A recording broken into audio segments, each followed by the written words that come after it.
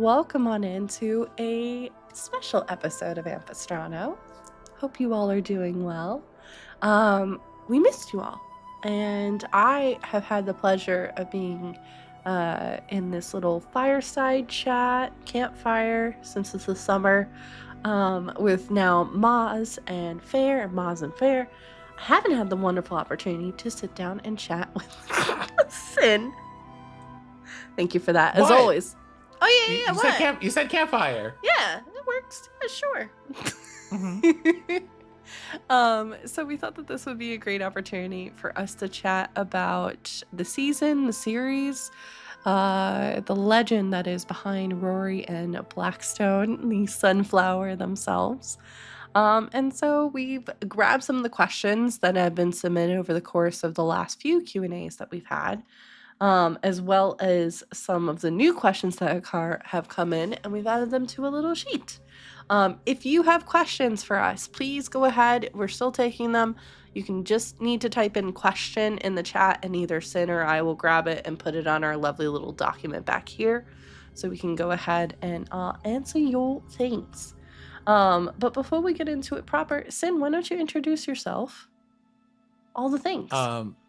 So all the things. Now, outside of it, we're gonna just do an intro that is like an outside of Ampistrano thing this time. There you go. So, hi, my name is Cinziak, your resident sunflower being. I am a tabletop game performer and producer and narrative writer. And in my free time when I'm not doing those things, I also spend a lot of time talking about tech and gaming industries and the things that make the situations that we deal with the way they are, which ends up with me being very sad these days. So everyone should unionize, free all the people, and someone get the guillotines. That's it. That's where we are. As an introduction. Thank you so much. I think that's a great introduction. And hi everyone, I'm D&D Jordan, she, they pronouns. I am the storyteller, and today just Jordan and the producer, slash I guess moderator, since I'm also gonna be asking us both questions for today. So we're here. And yeah. I am here with just outside of Pride Month. This is everybody's friendly reminder that I'm here with two pronouns. Because I wanted to keep my hands full. Yeah. So I'm your resident he, they. Love it. Love it. And I mean, technically it is still Pride Month. It is Disability Pride Month. I think we've moved into Wrath at this point. And it's Wrath Month. But yeah, again, on brand. But yeah, welcome on in. As mentioned, and we're live both on YouTube and on Twitch for this Q&A. We will have information about when our return for Season 5. That'll be coming out in the next couple of weeks as we solidify schedules, which we know, if you've been in the TTRPG space, are the bane of most of our existences, and the economia. So once we have that all situated, we'll have the new information about that, as well as some sneak peeks of some special things that are being worked on in the meantime as well. You can find out all of this information in our Discord or by following us on socials, as well as YouTube, which, hello YouTube, appreciate you being here. So Sin, do you want to just dive into it? Yes, apparently y'all have been owed this session of things for a hot minute, a lukewarm minute, all of those types of temperatures. So we're gonna give y'all the journalism that you were hoping to have a couple of seasons ago. Well, if you think about it, Sin, you and I haven't had like a sit-down Q&A to talk about Rory Blackstone since what, season, in between season 1 and season 2? Yeah. Yep. And there's been a lot of changes since then. So like, I'm very excited that we're getting to have this kind of sit down to talk about it. It's also just a joy to talk with you. I'm very blessed. All of my players are wonderful. So I do love talking to them, but we're also friends outside of it. So that helps, So, but in that similar vein, in a great transition, Looking Okay. back, how has your character changed since episode 1 of this season and of the series? Um, since episode 1 of the series or episode 1 of this season. Obviously there has been a change of things in this season because we started off as Blackstone and now we are Rory. Mm-hmm. So like I feel like that, I mean, how has your character changed? They are two completely like differently expressed souls of people. I don't think you could get any more different than that. How have things changed since season 1 though? Well, I think the one of the biggest changes has been the awareness of things, Mm-hmm. right? Blackstone was in stasis for 250 years Yeah. prior to um well, actually a little bit more than that, but around Yeah. 250 years prior to episode 1 of Ampistrano period, right? And so there is a lot of having to go back into the world and seeing how things are and kind of experiencing new things, which is the thing that Blackstone was ultimately built to do. Yeah. Um, so there's that. On the other hand, you now have Rory who's here temporarily. It's like actual a thing slash kind of a filler arc for Blackstone here, where you have a person who is aware of the world the way that it once was and has studied a lot about it and has in some ways a lot has changed in Yeah. that cities and societies and stuff have progressed, but I think in a lot of ways for Rory things are different. Well, some things are Yeah. different, but a lot of things are very much the same. Yeah. Like there's something to be said about how that feels of being like, that's an evil from my time. Y'all are still dealing with this. That was an issue Unfortunately. from that is an issue from my time. You're still dealing with that. And I think there's something bittersweet about someone doing something in the hope that there would have been more progress in the world than there has been. Yeah. But it's not even like a different enemy of the same kind. It's the same society. Like there is a way that hits, especially considering in Rory's case what it cost him because they exist. Yeah. I think So, if I can jump in too, I think this season kind of brought in an interesting and unique experience because,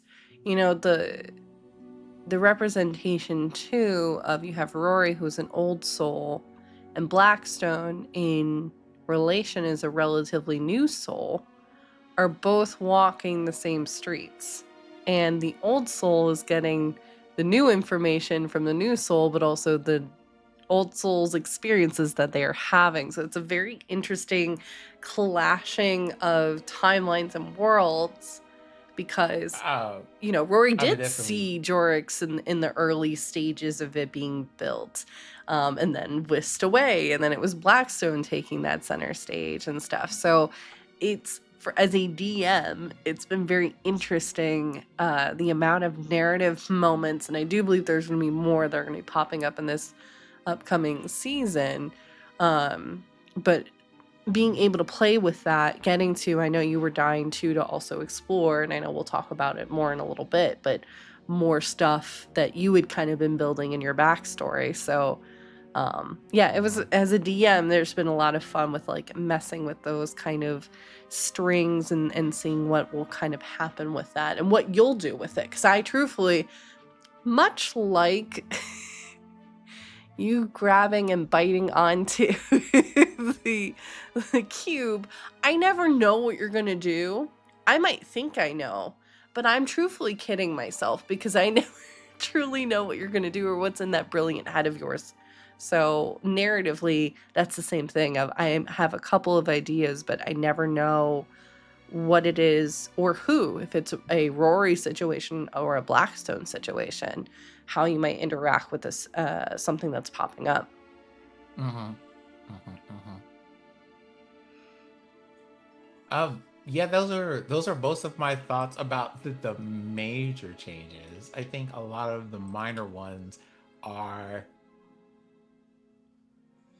akin to a thing that George has just said, that a lot of from different sides or from different reasons, they seem to be learning similar things, Hmm. like the learning how to care for people and connect with them. It expresses itself differently, but they're both having to learn how to do that. Yeah. In this case, it's the Rory is like, I have these people that I'm going to be with for a short time. I know it's not going to be forever. How close do I get knowing that I only have a limited amount of time? For Blackstone, it is a it's a kind of a purpose thing, Hmm. because um for everybody's notes, this character class was a character class that Jordan was going to straight up ban as an option Not from playing, not the and I had to class. plead. I had to plead a case. Not the Um, class. I'm gonna and clarify. It wasn't the class. It was the right. legacy you chose. Um. So something I should probably start using those as interchangeable words, because sometimes it's a "are you this" and sometimes it's a "what do these mechanics let you do." But yeah, like it was a you can't be a Warforged character, and I'm just like, okay, but here's a 5-page document. Can I do it? Yeah. And Jordan was like, ooh, that's really convincing, actually. Never mind. Yeah. And I think it's safe to say 4 seasons later, I have made that choice count. You I did. have done a good job with that. But yeah, that's where that is. And I remember that combo too. You're like, are there any legacies that you just would not be really a thing? Oh, like automatons and Warforged, just because they're there, but they're not super popular. And then you're like, okay, but wait, hear me out though. And then yep. slid that over, and I was like, well, okay, like it makes sense. Okay, here's your evidentiary support about why. Yeah, we can make it work, and it's an interesting story thread too. So sure, we'll do it. Um Sidebar, I had to promise that I wouldn't be like one of these people who was trying to min max things to death. So I had like an Yeah. AC of 37 at the beginning of the game. And so I'm just like, here is the role play reason I want to do this. And here's what I plan on doing. And she's just like, you know what? Okay. Okay. I can see the vision here. We can make that work. That's fine. Yeah. Listen, when your players come at you with a bunch of stuff and you're like, wait a minute, this is why I love this game and collaborating with all of you, because I can think a certain way, and then you all come in with something else. I'm like, oh, I didn't think about that before, or that's now a really interesting narrative thread to follow. Okay, but there's gonna be some things so you're not OP, like rolling up in here. And like you're still a rarity, like Blackstone, as we've been seeing, I think more so in Jorix. And then if you also flash back to season 2 or 3, one of those, when we're in Felk and seeing those things, Blackstone is unique. There are no other automatons that are like them. So, and that specification too, because I know we had a whole conversation about Blackstone is an automaton, and yes, there are Warforged out there, but we haven't encountered, truthfully, any Warforged yet. But like, they're out there. So it brought on a really unique thing. So wonderful. Question from our lovely mod, Sticky Peanut. And a reminder, y'all, if you have questions too, I'm going to reiterate this, about Ampistrano or TTRPGs, actual plays, like please type in question. We'll grab your question. I'm keeping an eye out in both the YouTube chat and in our Twitch chat. Please and thank you. I got it. But this comes from Peanut. What would you say are your main inspirations for your characters? I think this is gonna be mainly geared towards you because I've answered it in the others, but I will reiterate it for those that are new. Both PC and DM control characters and world state. I just love to hear about what made these characters and what you all use as reference or inspiration to guide their actions forward. I'll let you go first. Jordan took all my characters and made them terrible people, except for like 2. So there's that. But again, as I've kind of mentioned here, I'm a narrative writer. So and to explain what that means, I am a person when we talk about worlds that talks about where things come from and why they exist. So a lot of it started with, well, if I say that this thing is true about the world, then why is that true? What does it mean if that's true? What other effects or impact does that have? Right? So keep that in mind. Blackstone is based on a thing that I made for a random practice session because there was a system that I was involved in kind of testing for character creation stuff. Yeah. And that character's name was Ghelfi. Also a Warforged character who I was just like, I'm going to give this a couple of paragraphs that allow us to have a little bit of drama, and that I hope that drama appears here in this world. So at the time, what I had was there was a background. It's similar but different. There was a background, kind of a large war that had happened a long time ago. And in the process of people doing the things that they do in times of war to try to invent new things to combat the problems of their age, they invented the first Warforged, right? Yeah. But then when the war ended, they were just like, well, what do we do with these beings that we have made only for war? They're the only thing that, like, they have no purpose, and without that purpose, what do we do with them? Some of them managed to find their ways into various villages and towns doing simple things like blacksmithing or something like that. But some of them with no purpose just eventually like died out. And the story of Ghelfi was they were one of them that had found like a peaceable thing to do in a small town, but the rise of an evil that people had long thought was gone was just kind of like, oh, now I'm gonna have to come out of retirement. So like that was their whole thing. And I used that as I used that person's story. I'm just like, I didn't get to do everything with that character that I wanted to do. And so in true fashion, for everybody who's ever played a tabletop game, I now have a character where I get to see at least one version of how that would play out. Yeah. In this case, for Blackstone, it was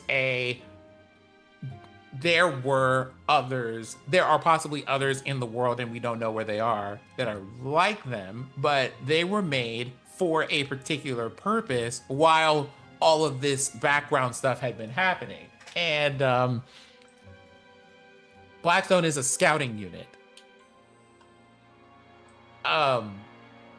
Or like would have been a scouting unit. There's a possibility that others exist who would have been made for other reasons that we haven't run into yet. And the ways to make them have been lost to time because no one wants to deal with the possibility of someone stealing the instructions to walk in and start making a number of like intelligent siege machines.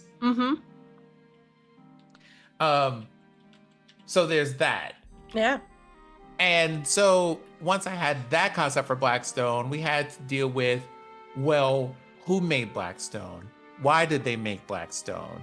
Did that person have other things that they cared about or people that they were trying to protect? That would do that. And so Jordan was asking us, like, while I'm thinking about that, Jordan was asking back in the earlier seasons, who does your character know? Why are these people important to them? Try to come up with a list of 4 or 5. So it was questions like, what is the world like? Where are we starting in the game? All of that. And then going from there to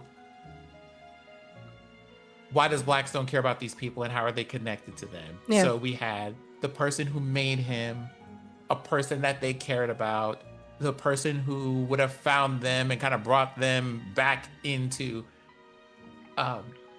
life in the current age. Yep. And like the people that they made because of that. And also, I'm weird. So when I say that also I'm weird, I also think about magic and how people learn it, because typically in settings, and this game is like D&D-ish, but not quite because of all the other stuff that goes into it. There's a lot of rules and mechanics about magic and people learning magic. Learning magic is supposed to be a fairly expensive thing to do because it requires training. And so that usually means you have some level of affluence if you are not a sorcerer, right? If you were not born with magic powers that you understand on an intuitive level, or if you haven't made a contract with some otherworldly being who just decided to choose you for whatever reason, magic is expensive. So I thought about what would it be like to live in a world where there were ways to learn magic for poor people.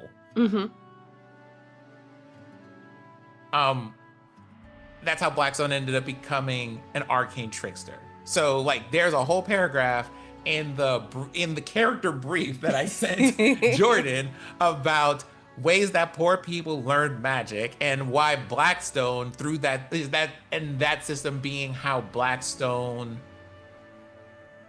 learned magic, where there is a understanding on some levels for the cities that when people go and learn magic, they then have an obligation to the community that they learned that magic from. So they have to help people. They have to fix things or clean things or repair stuff or use their magic to protect the town that they live in. Are there people who are elitist about it? Yes. One of them was a character that we recently just had as a boss fight. Yep. So all of those things, and then some like additional stuff went into the considerations for the different PC stuff and the NPCs that I gave Jordan. Was kind of like, okay, here's where they're starting from, or whatever. Oh, there was also like the other character, because Jordan also likes being like, well, they either become evil or they die. It's not true. That's not true. The only one who hasn't died is a person I didn't even make. Jordan was just like, I'm gonna put this person. You don't know for sure if so and so is dead. It has not been confirmed. We're gonna find out. You don't know. Honestly, they better not be. But we will discuss that later.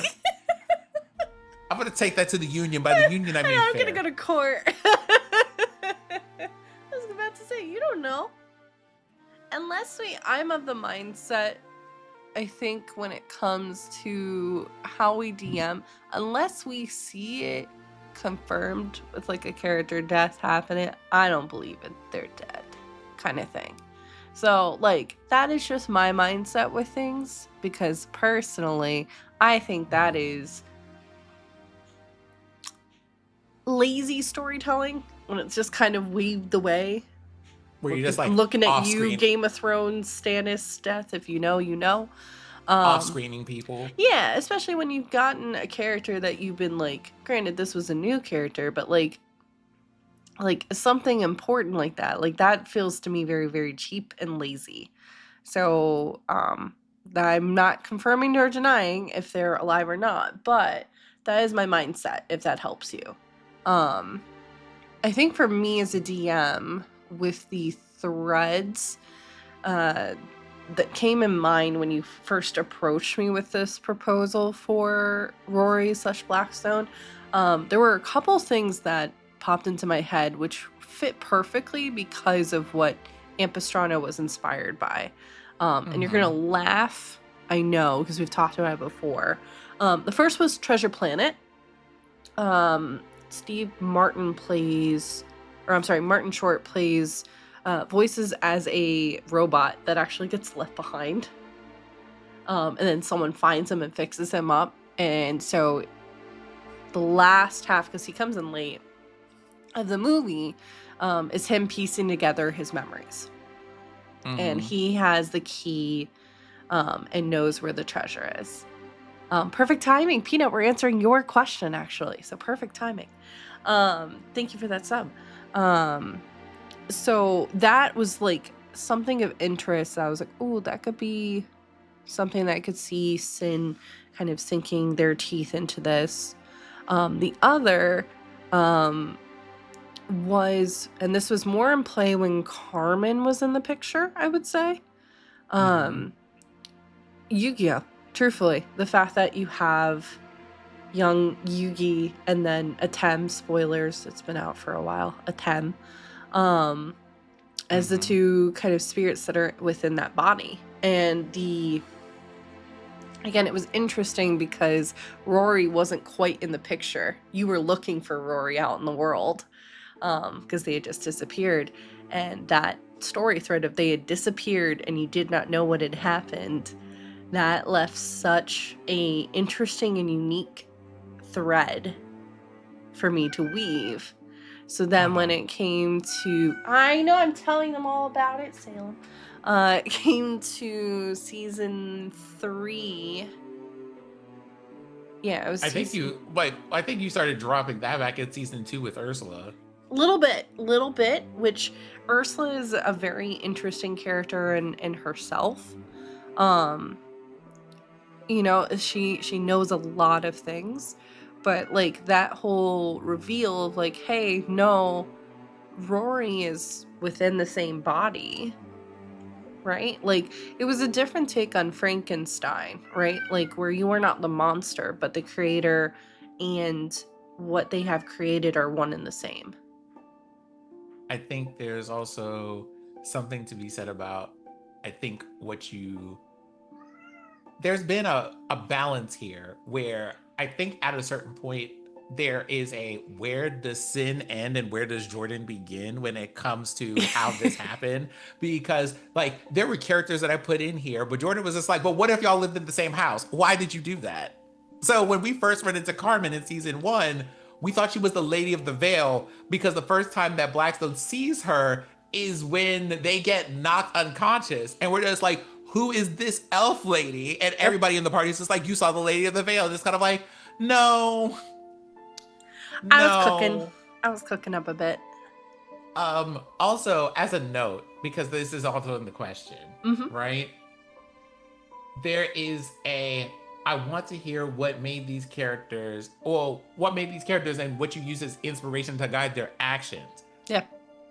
The inspiration is mostly just I make a note about what this character feels about the world, like as a core thing. And then I make all of my decisions from that place. So because Blackstone was built to scout and adapt and like change for different situations, the way that I play them is a person who is curious and questions things that people might consider to be obvious. Yeah. Because they're inquisitive about things. And so everything that they've experienced, and also everything about how people interact with them, is in a way that teaches them something. Yeah. Someone's just like, here's Corbin, because you should learn more about how to care about other living things. Clearly, this isn't like a thing that you consider because you don't experience emotions and life the way that organic creatures do. Yeah. For Rory, it was the core feeling for him is that he's a person who thinks about things and invents and constantly tries to think about things outside of the box.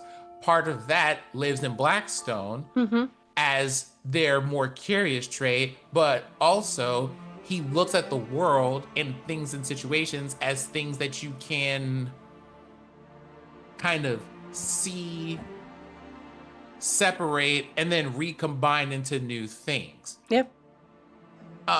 Very Full Metal Alchemist here. Yeah. There's a lot of anime Um, references. like a lot of Full Metal Alchemist is what you're getting when you deal with how Rory looks at people and situations. Very calm, very strategic, very if you do this, then this, and if you do this, then this, and very interested in playing with things that allow him to make something new. Yeah. I would agree with that. And that's why, truthfully, like I said, that Yu-Gi-Oh popped into my brain, because you have Blackstone, who is very like Yugi, new to the world, leads with kindness because they're also trying to understand everything, truthfully.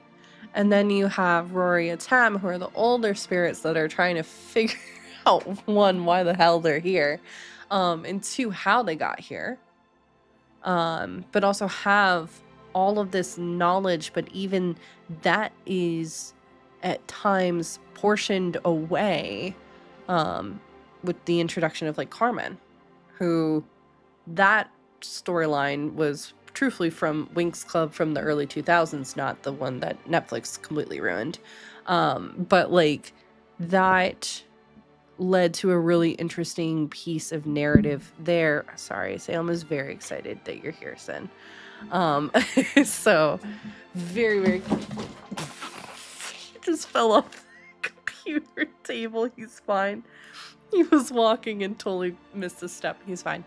But I think that was one of the things that was also intriguing to kind of talk to you about, to talk about these other places to go to, you know, where your creator had been, or where you were created too.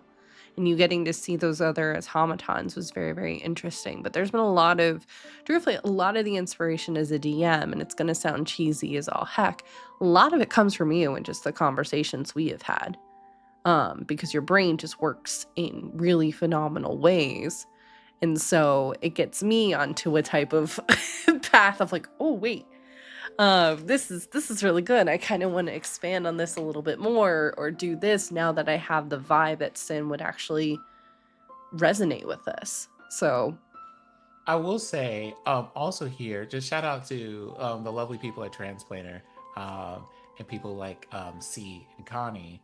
One of the things that I've also tried to lean into the more that I do AP related things is, rather than making a character with a bunch of dramatic things going on, I will pick one thing yep.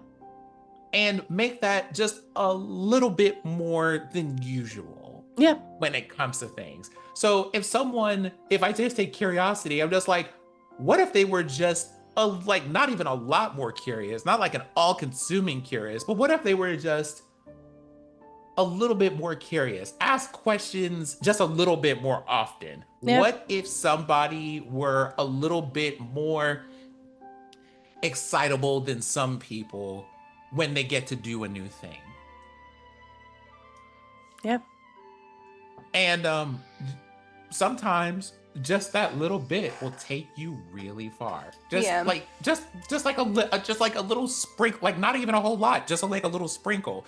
Like it's one of those things that also applies in real life. When you do just like a little bit of something more, even like 1% more, it has a way of changing your life.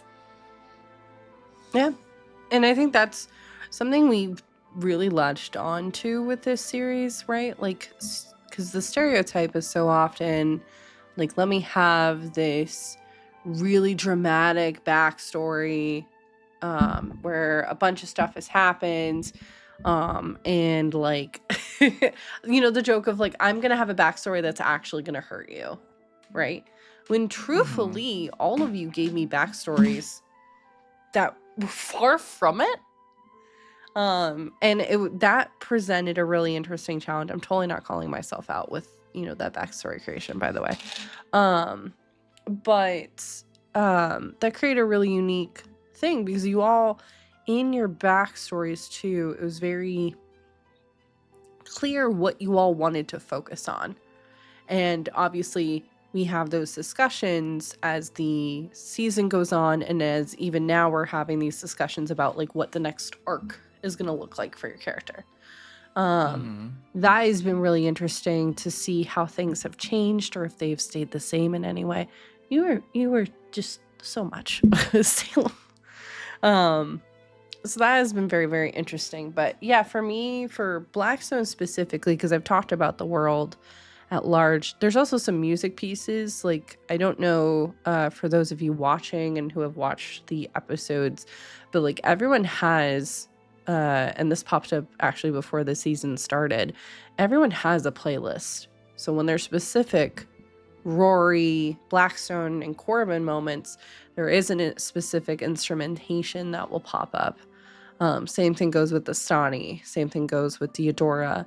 And even the NPCs as well, that will pop up when those moments happen. Because that popped up too, because the cast, I don't think you all realized until I asked you straight up, if you all were instruments, what would you be? And then I tried my best to, specifically this season, hone that a little bit more. But there's always been some kind of instrumentation or musical theme that goes with, because that's just how my brain works as the ADHD at its best. And that is often what I listen to when I'm writing for Okay, all so of if you. I answer that question now, then I think currently Rory is a wood flute. Sorry, not Rory is a wood flute. Blackstone is a wood flute, and Rory is a harpsichord. I could see that. Yeah, that makes a lot of sense. Wonderful. Next question. With Ostani being introduced to the group, was Rory / Blackstone as hesitant to have someone new to trust in? As a DM, yeah, I would say so, considering considering how you were, how that became like a point of contention, not contention, but like that became a running theme of like you and Deodora being like, yo, chill, it's fine. She's got this. But I'd be curious your thoughts. When you say a point of contention being like, hey, like, don't get hurt, don't do things. Yeah. Okay, so having someone new to trust in, Blackstone has no opinions about it because Blackstone is in like their mind palace and reading like books or whatever, Yep. right? They're not here. But they're just like, I've heard good things. So like if you're for Blackstone, it's just like this new person is Deodora's friend. Deodora is a good judge of character. So if this person is Deodora's friend, then we're cool.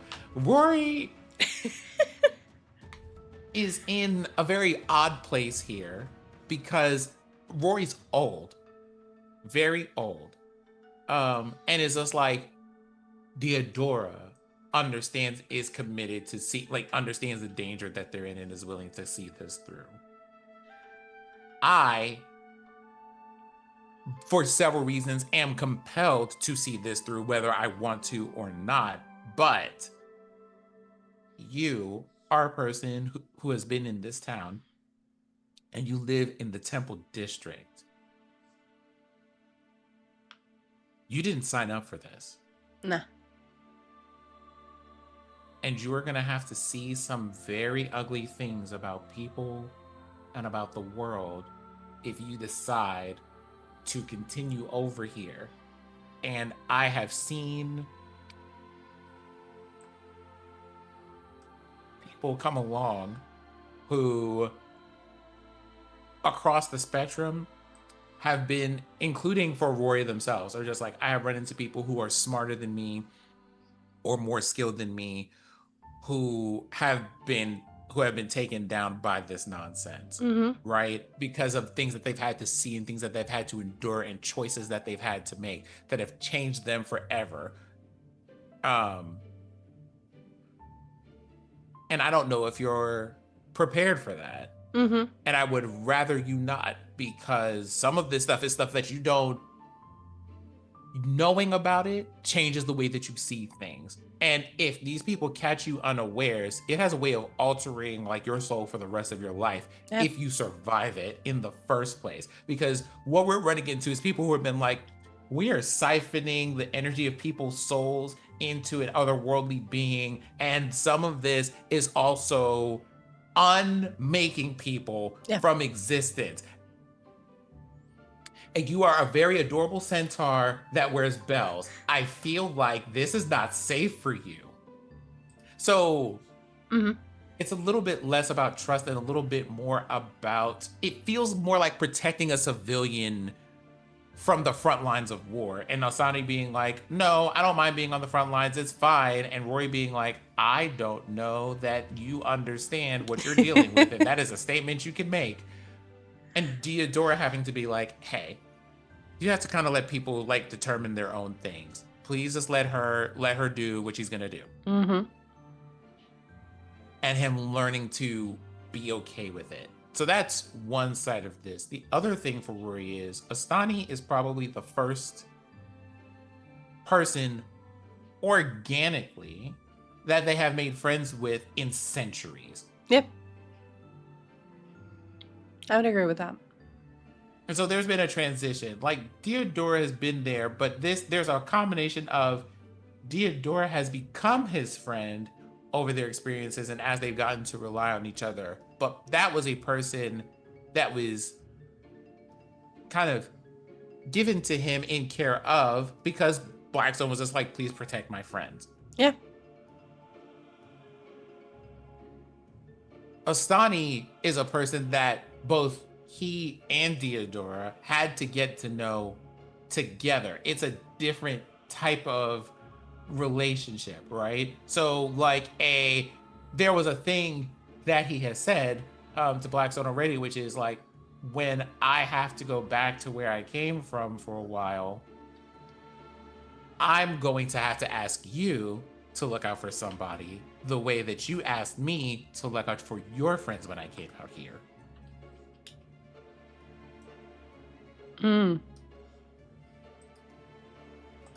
I grabbed that question, Peanut. Don't worry.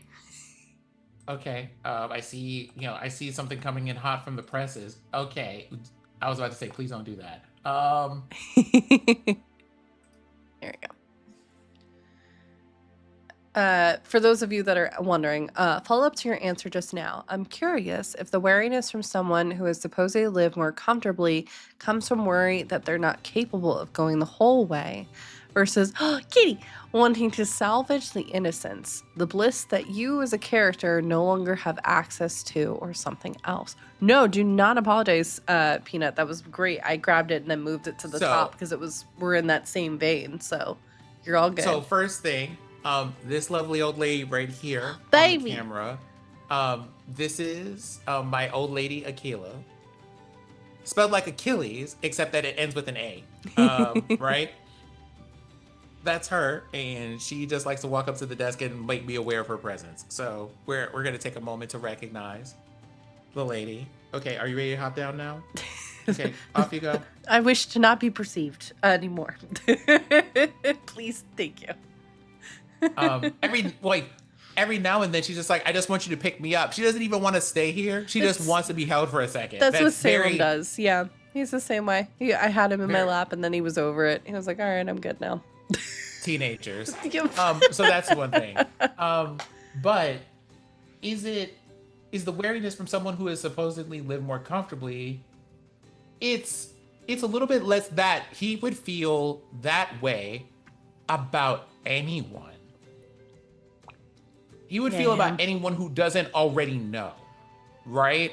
Because he has, like, Rory is a person who comes from a time where that society took a whole town by surprise, and the only option that they had to deal with that problem was to separate that entire town from the afterlife to keep them from crossing dimensions, because at the time, Felk specialized in not only the sciences related to the use of, like, the applied use of spirit magic, but also extra dimensional travel. Like, it would have been a wrap for everybody if they had gotten a hold of the stuff that they knew. So they had to separate these people from passing on to the afterlife, and then had to hide the town in a protective bubble to keep people from coming into it to get the knowledge that they have. And on top of that, too, to add to that, do a fail-safe so that way no one leaves said town. They are reliving the same day over and over. Right? And so with all of that in mind, the wariness that Rory has comes from a You are not prepared for that. Mm-hmm. And to his knowledge, right, we've already seen that the way that this group operates, they're doing things in the background. There Yep. aren't a lot of people in the present time that are even aware enough of the society to counteract them completely. Only like a handful of them are, and they're doing the best that they can, but their hands are full. Yeah. Obviously, because look at what's happening, right? Like stuff like people have been like trying to keep it at bay, but like the war is starting to spill over into the world, and now it has come to people having to remember things that have long since been forgotten to try to deal with that problem. And to be careful with that too, because you and Deodora, for right now, are the keepers of that knowledge. That's why when Starcrest, God, that role would have been so bad. If Starcrest had been able to pull that information about where Falk was, that's like a living battery of souls that would have just been compromised. On and a fodder. minimum. Yeah, on a minimum. And then so you have that. You also have things like, to explain this, right? It's not even about people who live comfortably. Rory wouldn't want Tyneal to walk into the front lines of this. But I think he has a certain, like, there is a price he has paid for that he hopes no one else ever has to. Yep. So he can't, in good conscience, allow someone to draft themselves into that war without at least being fully aware of what they're getting into. Yeah, because even with, too, and I think this has been an interesting thread, too, like, the idea of choice. Because Rory and Blackstone were both given a choice. You, like, in another timeline, the two of you are still back and Felk and, like, just have never left, right? But that was the main thing. Carmen asked for your consent to do this. Ultimately, she decided for you, but she still, that intention was there. You know? So I feel like it's similarly like there's a lot of responsibility getting thrust upon each of your shoulders. You've seen people come and go for hundreds of years with this situation, right? And so here's now someone new coming into it that they are really great, don't get us wrong, but they don't know everything that's going on. This is going to be a wake up, smell the coffee situation. And there's a lot of things going on too. A lot of people know what, but Rory is in a unique position where, for a handful of things, he also understands why. Yep. And knowing why things happen or why things are happening hits different. Yep. Yeah. There's a lot of layers. But it's fascinating. And again, I think it's a testament to you, but also the distinction that is there between both Rory and Blackstone, since they are two unique characters too. Playing two characters at once is a lot, though I do enjoy your back-to-back conversations. This is actually on your Rory and Blackstone playlist because it's called Unexpected Crossroads. So fun times. Very studious kind of vibe. But yeah, it's again, it's a testament to you because they are so distinct with that. Are you ready to move on to the next question? Okay.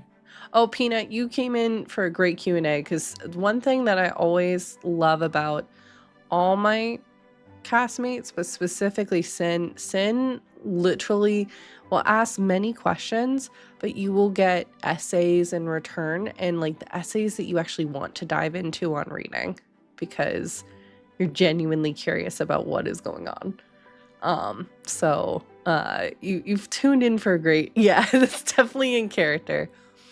The next question that came in Mm-hmm. There's a lot being thrown at your party in terms of things to do, take care of. How are you prioritizing those missions? Child, we're stressing about them. Yep.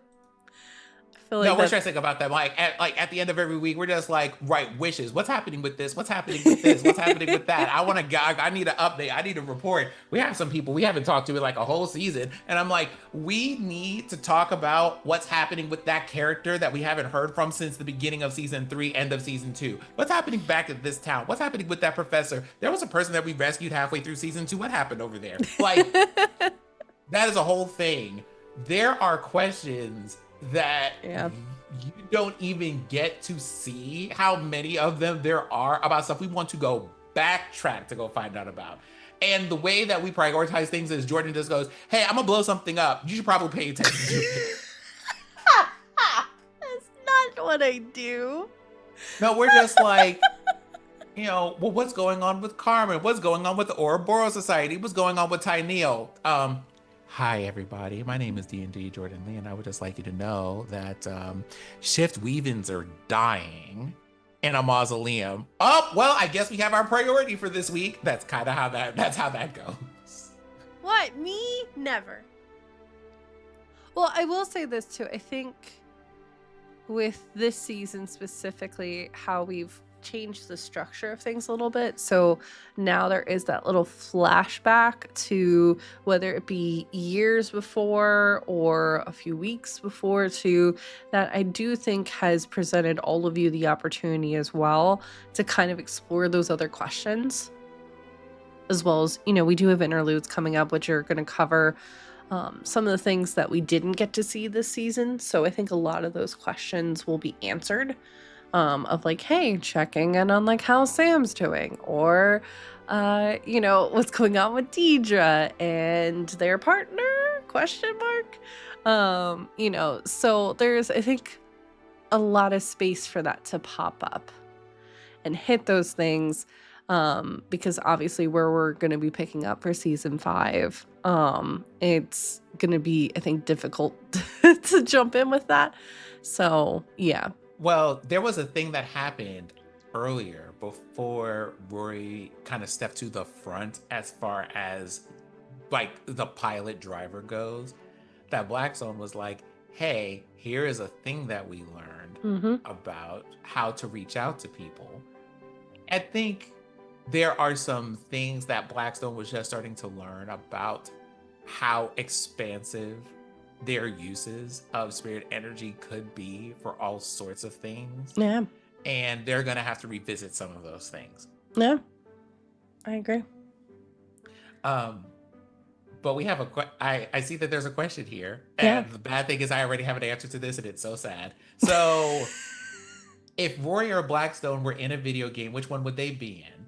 A couple of things. One, I just want you to know, when I see these questions, I think for people, they see them as these are kind of like similar people. I have got to tell you that each one of them is going to get a paragraph of answer different because they are completely different entities.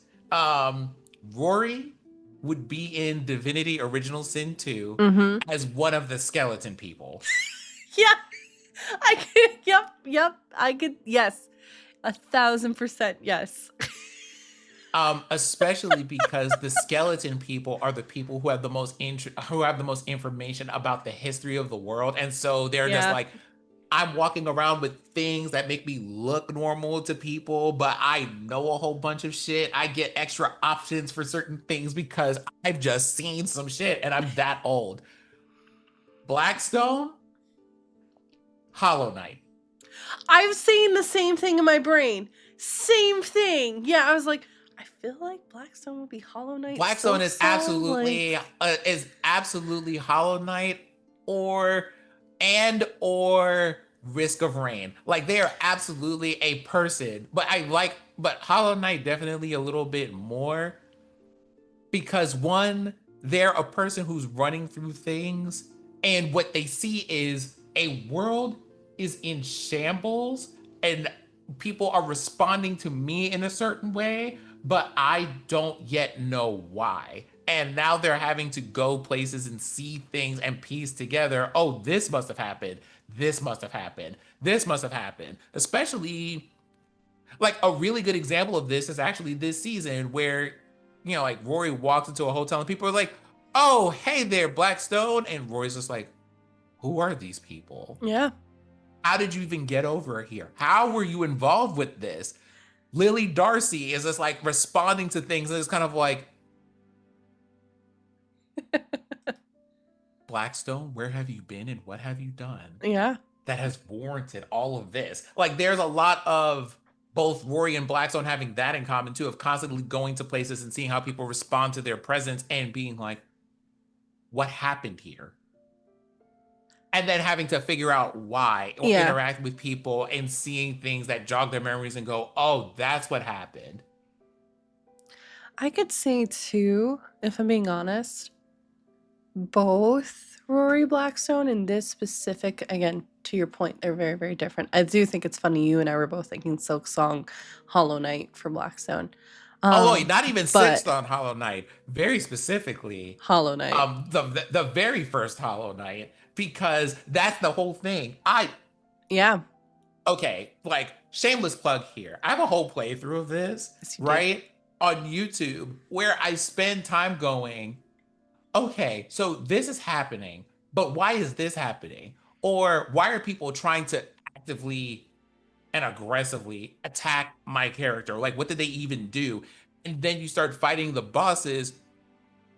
But when you do, you start learning, oh, this is what was happening at that time that made them do the thing that they do. Or this is why they turned into the entity that they turned into. Oh no, oh no, oh no. Like, that is, Blackstone's whole thing has been like, trying to find a new purpose, making new friends, learning the importance of cooking cheesecake and making sure that it has an enclosure. Why is this happening to Greenwich? What is Ursula talking about? What do you mean? Wait, Javian? Is this my home? I didn't know I had one of these. Because keep in mind, right, at the entrance of season 1, what Blackstone learned was that there was a whole person guarding their access to their long-term memories. Yup, Carmen. Love her so much. Miss her. And that was, if you miss her, that's your fault. No, it's not. It's not my fault. You did this. You lost her. You did this. You lost her. Huh? You lost her. I did. Because, I could have cheated those roles if you wanted. You had... Okay, so I want Jordan, I want y'all to understand this. Jordan said that they're not responsible, as they had not one, not two, not three, but four. 4 revenant creatures tried to, like, stick a thing onto me and then remove it. Who did you piss off? It's not my fault. What do you mean, who did I piss off? Yeah. I didn't do anything except climb the mountain and try to get a piece of armor. Who did you piss off? I'm asking Rory and Blackstone, who would you piss off? Because whoever you pissed off came at you with a vengeance. And that was them. That was not me. Okay? Okay. Everybody take Jordan to court, because this is giving very, it's just what my character would do. No, not even that, though. That's the funny thing. It's not even that. But I would say, for going back to what I was originally going to say, I could truthfully see Rory Blackstone in Kenna, Bridge of Spirits. Which, Sin, I don't know if you're familiar with, but I could see easily with learning about the unique abilities that they have and then using their spirit to heal. But they're also getting the story of what's going on through that spiritual connection, as well as helping those that have been corrupted in a lot of ways. That, to me, screams Rory Blackstone, specifically, with that nature and call. There are other ones that I could do. Like, I could see a little bit of South of Midnight with the weaving of tales, which I think hits for the vast majority of the cast members, I think. And again, also removing that's definitely corruption. I think that is decidedly more Diodorus thing for sure. It is definitely, but see that similarity. Yeah, you dip into it with how you use spirit. Yeah. 1,000%, especially since you have perfected the art of the cinematic record. Um, so like, I could definitely see that. Which, not gonna lie, that in my brain, every time we say that, I always think of Black Butler with Grell, the Grim Reaper. And he's watching the film of someone So, he killed, but okay, like I feel like this is a really good example of an earlier question that Sticky asked about yeah, how I think about character things, about the cinematic record stuff. So for those of you who have tuned into this season, although I don't think we've seen that a couple of times this season, but not as much. not as much, Um, no. not as much. I gave Blackstone, on mechanically speaking, Blackstone has telepathy. And I think when most people think about telepathy, they think about things in words. Mm-hmm.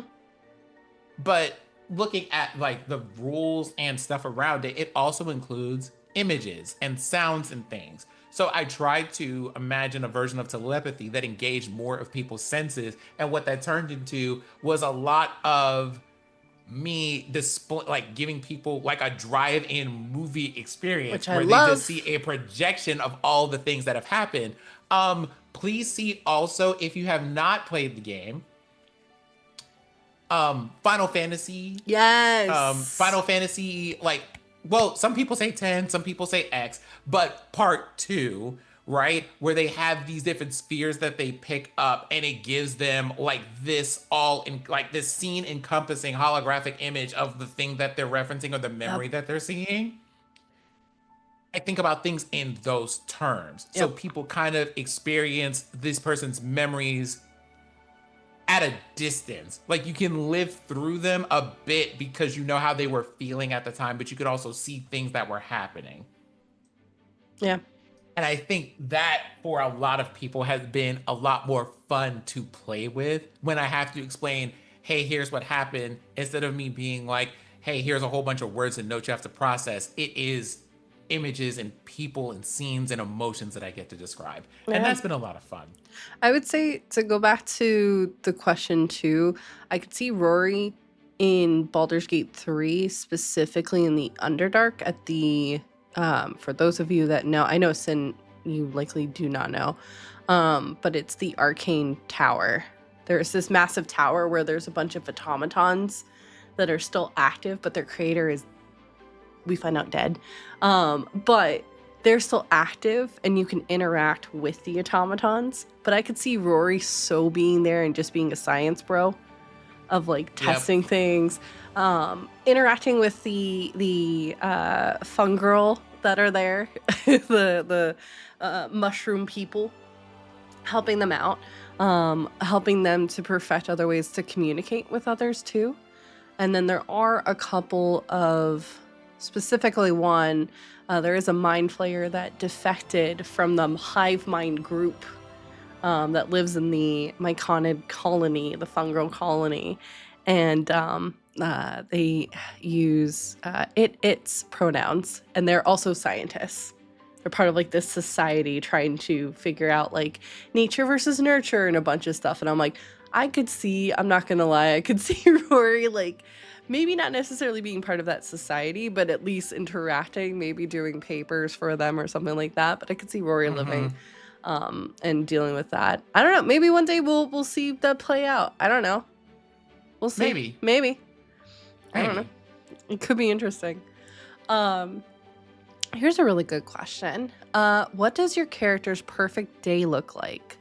What would your character describe as having been the perfect day? A perfect day? Mm-hmm. Well, here's the thing. I think this is a thing that we've already described this season. A little bit. When we were trying to build a bond with Corbin, there was like an image that they shared. Again, part of the cinematic record of it all, as it were, where there is a Blackstone is like mending materials and foraging for things and like discovering stuff. And Rory was out at a work table, like a drafting table, with this big rolled out piece of parchment, doing a whole bunch of stuff. And Corbin was just over here, just vibing with whoever they happened to vibe with. And I think at the time they were working at a project to make like a little like pocket, like a little like foldable fashion closet for Corbin to have and put all of their stuff into, like a bag of holding, Yeah. but made for them specifically and stuff like that. And I think that's what days like that look like. For Rory, it's more like discovering new things and experimenting with stuff. For Blackstone, Yeah. it's like going out and learning things and trying to find ways to connect with people based on the things that they learn. Yeah. Yeah. Which most recently, before they kind of like went on like the journey that they're on, was, y'all seem to like connect a whole lot when people feed you things that taste good. I want to learn more about cooking. Oh my So God. it went from the cheesecake thing to remember that there was a scene in Felk where they saw someone making soup or whatever, like a Yeah. stew, and they were just like, teach me how to make that stew. And then Yep. they had to roll a performance to see if they could try to like replicate it and try to memorize how to make that stew so that they could go places later and stuff. And Blackstone's like, making food, like good food makes people so happy. I want to learn more about how to make it. Yeah. Listen, the whole discussion about soul food popped up because of because of Blackstone wanting to do that. So, and yes, cheesecake is soul food. So, we gotta love those moments. Well, I mean, we found out. Well, I mean, I know that there's banter about it as a meme, but what we have learned is that canonically in the world of Ampistrano, food does have a soul. It does.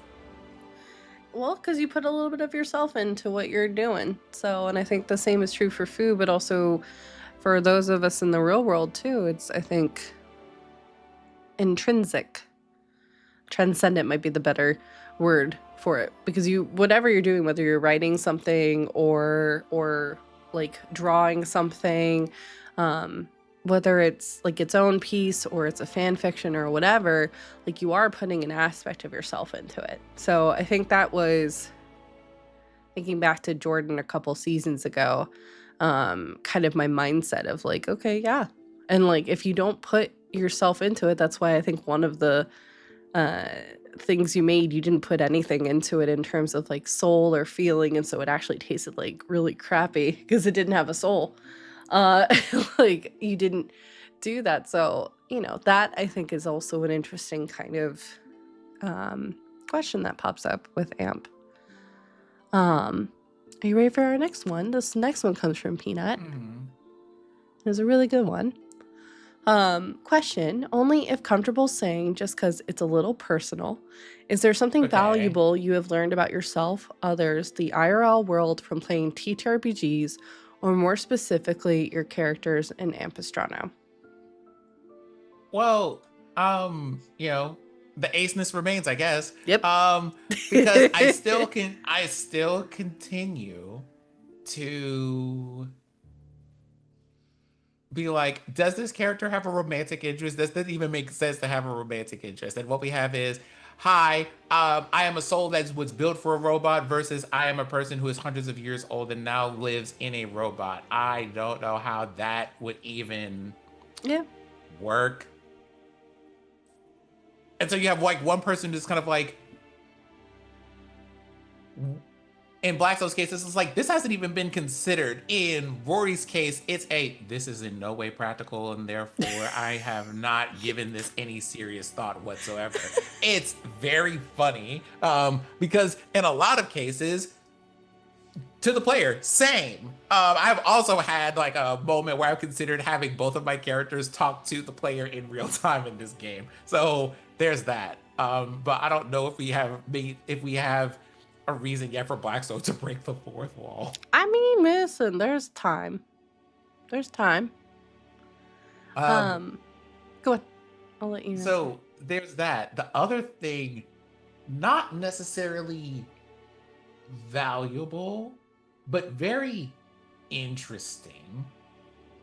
When I say valuable, not like, oh, these are things I'm taking to the grave forever type of things, but things that I have found very interesting is that some people ask me about ways that the character and like the way that Blackstone particularly is characterized translates Mm-hmm. and if that was intentional. So, dear Gentle reader. people on the gentle reader on the autism spectrum and or ADHD people, I am so happy that you feel seen, Yep. but I promise you, I did not go to this character sheet and went, Blackstone is autistic. I went, Blackstone is curious and doesn't know things and asks a lot of questions. Yep. And so it was really interesting when about a quarter of the way through season 2, Yeah. Jordan was just like, I got some questions about this. And I'm just like, at some point, I Yep. am going to have to talk about that. If anything, it's one of those, you never know how the way you choose to characterize a Mm-hmm. thing is going to make someone possibly feel seen in a way that they weren't expecting. So Yeah. I think that's really cool. I agree.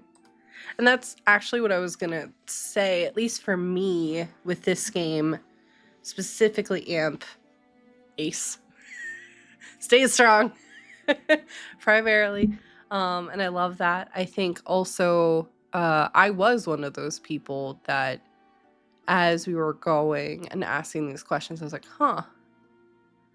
Okay. Like I knew ADHD in the background, but then like through talking with you and talking more about Rory and Blackstone and the distinctions too, that's where truthfully the idea of, hey, I might be also autistic popped up. And I think it made it easier for me to kind of, and I know I've talked about this on my regular gaming stream channel. I think it made it a little bit more digestible because it was another representation. I think a lot of times our minds go to like the stereotype when it comes to those representations, right? Which are often the worst. I will fight someone in the street. They're oftentimes the worst when it comes to that because they're oftentimes too, along with it, they're the most extreme. They're the most extreme. And if you look at like the most extreme, like that experience is valid, but that's not my experience. Right? So it, through the discussions with you, through seeing how you have been playing Rory and Blackstone, that, and obviously therapy, but through all of that, that kind of helped me get around some hidden biases that I didn't even know I had against myself. Right? Because, like, there's nothing wrong if you are ADHD. There's nothing wrong with you. Right? There's nothing wrong with Rory or Blackstone in that retrospect with how they interact with the world. So why should I feel a bias in allowing that to be a categorization for myself? Same thing is true with like disability, right? Which Blackstone and Rory for me also represents a lot of like the chronic pain, chronic illness too. And that comes into play with some of the spirit stuff as well. When your soul, you can do X, Y, and Z, but your body will not let you. And I wanted this game to be a space where that representation was noted. We see it oftentimes in D&D and even too with like cartoons and stuff like that where people get injured and then they're healed up immediately and then they go about their day. Or they might be injured for an episode. Whereas with like what we've been doing here with spirit points and the fact that it can't come back right away and you might be super low, I think that's representative to how we all feel. To me, it makes these characters more intriguing. They're going to have their good days. They're going to have their bad days. And they're going to take time. But also, who are they beyond just a sword and a mask or a dagger in the case of Rory? It just, for me, brought up a lot of that kind of discussion. And I wanted that to be presented into our game, right? Because there are 12 amazing actual plays out there. if I'm putting forward Ampistrano, what makes us different? We have those representations, and it's not done as a means of tokenization rather, but done in a very meaningful way. In everything that we move with meaning, with purpose, with respect and sensitivity when it comes to those things. And Yeah. on that note, because I feel like this is when we talk about unintended, Yep. but hey, I feel like this is decent representation.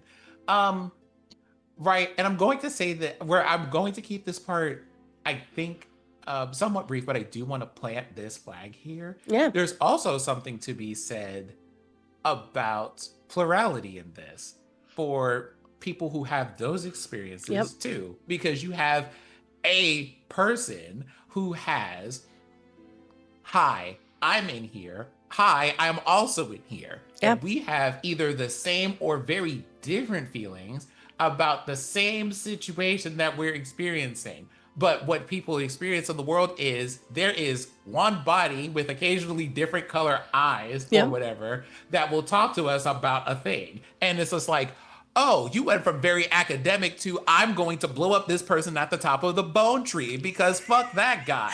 And I think for people, they don't see the internal conversation that's happening. They just see the output of those things happening and what that's like. And I think that's also interesting. So I agree. There's that. And as far as the parts about where Jordan was talking about feeling seen in a certain way, I think as well, when it comes to autism and how I understand that from seeing things like, let's say, clips of The Good Doctor in media or whatever, right?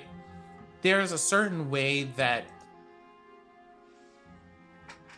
things hit for you when they are modeled a certain way. Yeah, I agree with that.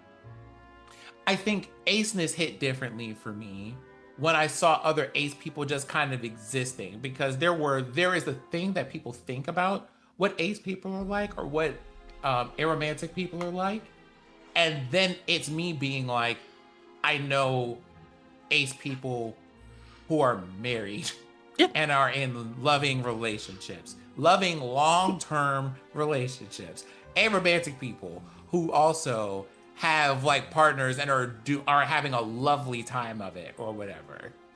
Because you get to eventually see those things modeled for you, and it's like, that looks a little bit more like me, and that's great. So any of that we're able to offer you on the show, by all means. Yeah. I think too, to kind of expand, because they also mentioned like TTRPGs in general. TTRPGs has allowed for me to realize that I was not only ace, but I was also bi, that I use she, they pronouns as well. Like getting that practice of like, hey, this character is going to use she, they pronouns. Oh wait, that feels nice. That resonates. Like, I think this game, and if you have a space where you're able to explore those things safely, I think has given a lot of things for me. It's also like, I was always too, like, and this is not a pity party, but I was always the person that didn't really have a lot of friends. Truthfully. And like was that person that on group projects was doing everything by myself. And this whole experience of running an actual play, doing the D&D, has connected me to some of the most amazing people out there. And I've learned more, I would say, probably in the last 5 years than I have in like 33 something years of life, truthfully. Including like who I know I can count on, but also like, hey, I don't have to do everything by myself.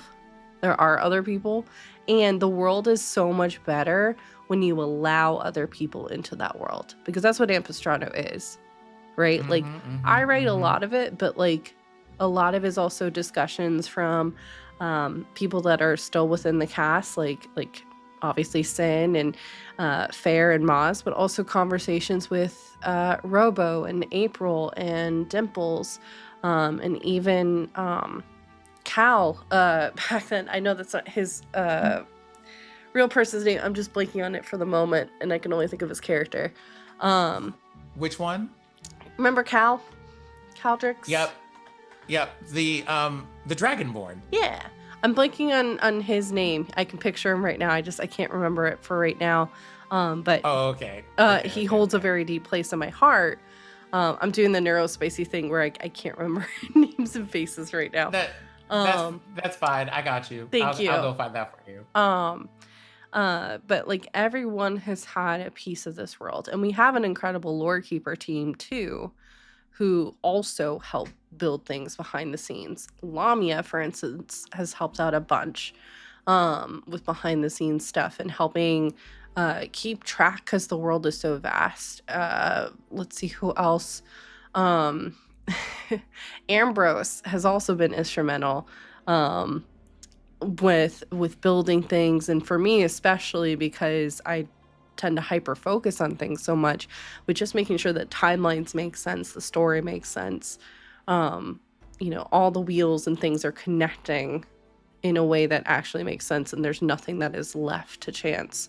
Pandora, who, yes, created our lovely overlays, but that was after several long discussions about why things are the way they are. And Pandora's been doing a bunch of stuff. And then obviously our wonderful mods, which, whether they realize it or not, you all are also doing it, and helping to shape the world. So yeah, there's a lot of joy with being able to share something that for so long was just in my head and several binders.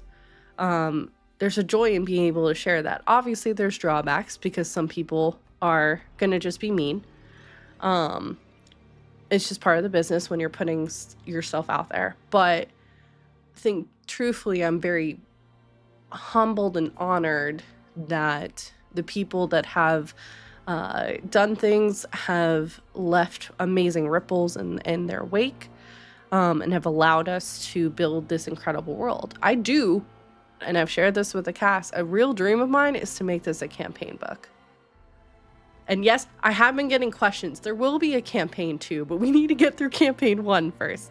But we do I have ideas for campaign 2? Yes, but I cannot even think about that yet until we and there's still so much story to tell with this campaign. I can't think about campaign 2 yet. But I do want to eventually have like a campaign book that you all then can play. Because I think, this is our version of D&D, so it's not right on the books, but it's our version of it, and I think it's incredible with that mindset. And I think it makes it more accessible too. Sorry, I know it was a long tangent. I apologize, but oh no, we are here. But yeah, like this world means a lot, so. Sin, are you ready to move on to the next question? I am. Wonderful. It's been really cool to see Rory and Blackstone connecting more with their spirit side. I think they mean, because part of the question was left off, I think, what aspect of its homebrew, I think they're meaning in regards to the Jewel Summoner that you started to potentially play with, appeal to you for Rory and Blackstone, and what inspired that class, as well as the spirit elements. So I'm assuming it's the spirit elements primarily, but we'll talk to that in about a second. By the way, I have a note for you in the chat, in the Zoom chat. Thank you, Finn. Thank you. I'm so sorry, Finn. Because I know that it will eat your brain alive. It will. Thank you. You know me so well, Finn. Finn Archer. I remember now. Yes, my brain is so fried, y'all. I'm sorry.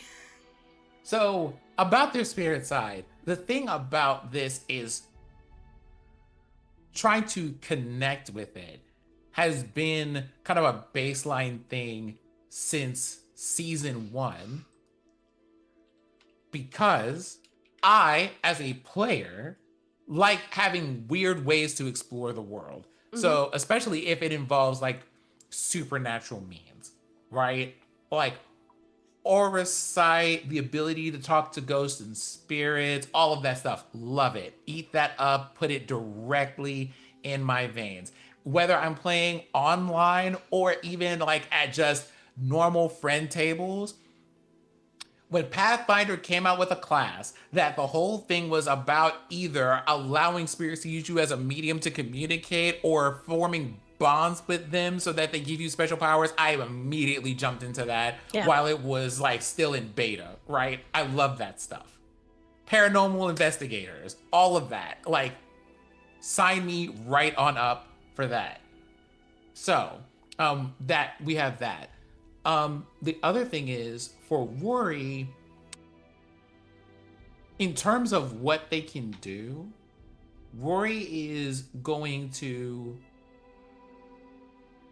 kind of like an idea of what Blackstone could become, although I think it'll be a little bit different, is what Blackstone could become in the future. Because Rory's whole thing, while he was alive, was he experimented with kind of like just energy. He like stepped far enough back from looking at things in terms of, is this arcane or is this nature-based magic or all of this, and just went, there is one kind of energy that all of existence comes from, and I want to play with that a bit. Mm-hmm. And that was how this has been for him. So his use of things is a little bit more refined. For Blackstone, it's just like, you have some baseline functions, but we haven't told you what to do with it. We're going to see what you come up with. And so Blackstone's whole thing is being like, I wonder how far I can send a thought from this mountain. Right? Things like that. And a lot of it is based on, well, this is what my big brother used to say about these things. Yeah. I wonder how I could use that now. So that's been a whole thing, as far as the how spirit stuff goes for them. So for Rory, it's applied science. For Blackstone, it feels a little bit more at this point, because of how they're built, like sorcery. It responds to their instinct to want to do things, as opposed to Rory, who's just kind of like, this is well documented, it's noted, it has scientific studies, labs, notes, footnotes, citations, all of this other stuff. And playing with it has been kind of fun, because Rory is kind of like, well, how do I anchor this soul to the world to slow down this degeneration process? Whereas Blackstone was just like, how do I make a cover for this cake I just made so it doesn't spoil? Like, that is what you have. It's a very adult understanding of what this is versus a very childlike, more wonder-focused understanding of that thing. I think too, if I can expand on that as well, because I agree with you completely. I also think the introduction of Blackstone's true purpose, the reason why he was invented, obviously with the same thing that you mentioned with Rory trying to be like, okay, well, how do I stop this degeneration or soul ability being stolen? And one thing I asked the cast, and I ask them every time we're rolling for their spirit points, because they don't just get it back after a long rest, is what are you doing? And typically Blackstone would walk around town and mend things that were broken. And that clued in something to me. I was like, okay, that is, I feel like, Blackstone trying to find some purpose. And then it became revealed later on that he was eventually, like, he was built to be essentially a med cleric, like a spirit med cleric, emergency, like in the field, weaving soul back together that had been like taken away or was being lost. So, and then the fact that Sin, you were so down with that when, you know, based off of the kind of, think of the video game tree of like the level up of where you want to go, like through talking with you about it, that brought up a whole other conversation of you picking from column A and column B and making it your own when it comes to that too. And like on that note, right? When I talk about making Blackstone's core trait curiosity and adaptation, Yeah. it's this, right? Because in my backstory, did I imagine Blackstone being a like a person who mends spirits, or like a cleric in that sense? No. But there's also the thing of Blackstone takes in information and that Mm-hmm. turns into, because that's also a thing that the game mechanics let you do. I have expertise levels. I can anytime I level up, I can rearrange those. Yeah. So there is something to be said about how that's also going to influence where those expertises land, because the world is changing. The Yeah. dangers that they're the dangers that they're dealing with are changing. And with that, Blackstone might just go, I need, like, the need of the moment is this. It also lends itself to, do you want to have the ability to mend spirit points? Well, I have seen people get hurt by things, and that ability would be really useful. As a side note, back in like halfway through season 1, the early parts of season 2, when we just like, why are you even telepathic or whatever? Blackstone was like, in school, I learned that telepathy existed, and I am built for being able to move and do things in silence. Yeah. That seemed like a really useful ability. So he just literally went and learned to be telepathic, just went and absorbed the knowledge on how to do that, and like made that a part of their capabilities, because they're just like, it's useful. Yeah. So being like, do you want to learn how to mend spirits? Sure, it's useful. And you also see that same kind of spark in Rory too, of being like, hey, Deodora, how do you experience the shadow weave? Oh, or the shift weave. How does that work? Yeah. And was just like, this is a thing that I think it would be useful to learn more about. The way that they go about it, again, probably a very different thing, but I wouldn't be surprised if when Blackstone returns goes, I have a base of that knowledge to work with. Maybe I can see what more I might be able to do with it at some point. Mm-hmm. Yeah. And how a lot like arcane magic, it functions more in a trickster way rather than like specifically like a wizard, where it's a more traditional thing. It'll be like a more, well, this is probably not the most common way to use shift weave, but let's see if we could use it that way. Yeah. I would say, sorry, I'm having a very ADHD thought too, but just the video game question is still in my head. I could also see Blackstone and Rory being in Dragon Age, because you mentioned that the focus of Blackstone is curiosity, and they have obviously like the spirits of the pride demons and wrath, but then they have a lot of curiosity kind of spirits, and I could see Blackstone being that 1,000%, and Rory also there too.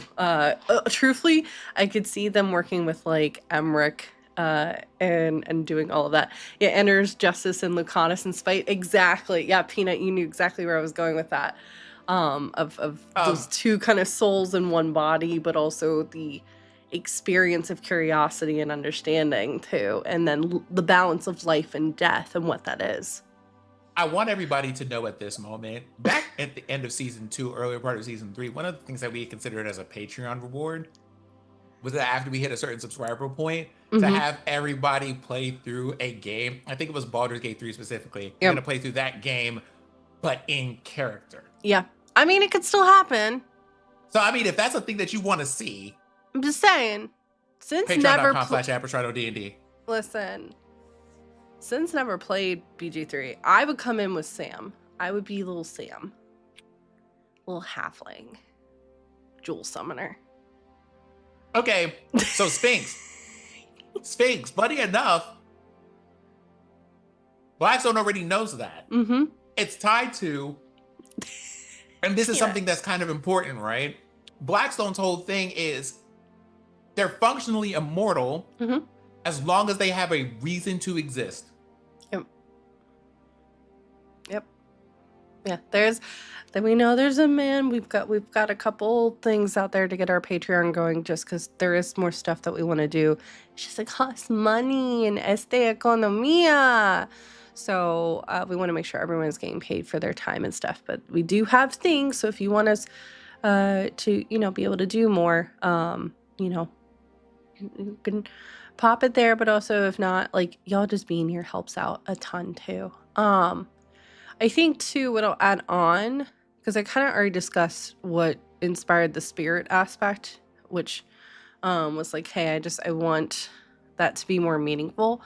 So one of the homebrews, which Sin is teasing maybe going and multi-classing into, is I created a wizard subclass known as the Jewel Summoners, which Sam is actually, because I'm that neurospicy. This should have been the sign too of like, why does it have to be diamonds for Revivify? Why does it have to be something very like a diamond of a specific worth? So finding meanings, because I'm a horoscope girly, astrology girly. I love the meanings of stones and the stars and stuff as well. Why don't we bring that into our game? So, and for me, granted, I've done it now with Sam, but I've never actually played a wizard before. So, because it's against the way my brain works. My brain doesn't like it. I've talked about it on stream. I am mainly melee with a little bit of magic. I am a ranger, but I am like the Aragorn ranger of I will be in your face, but also blasting you and barraging you with my arrows and magic. So I want to point this out here because when Jordan originally put out a Jewel Summoner class, it was with an amethyst stone. Yeah. The birthstone. So, also my birthstone, because our birthdays are the same month. And so I'm just like, oh, it's amethyst, say less. Yeah.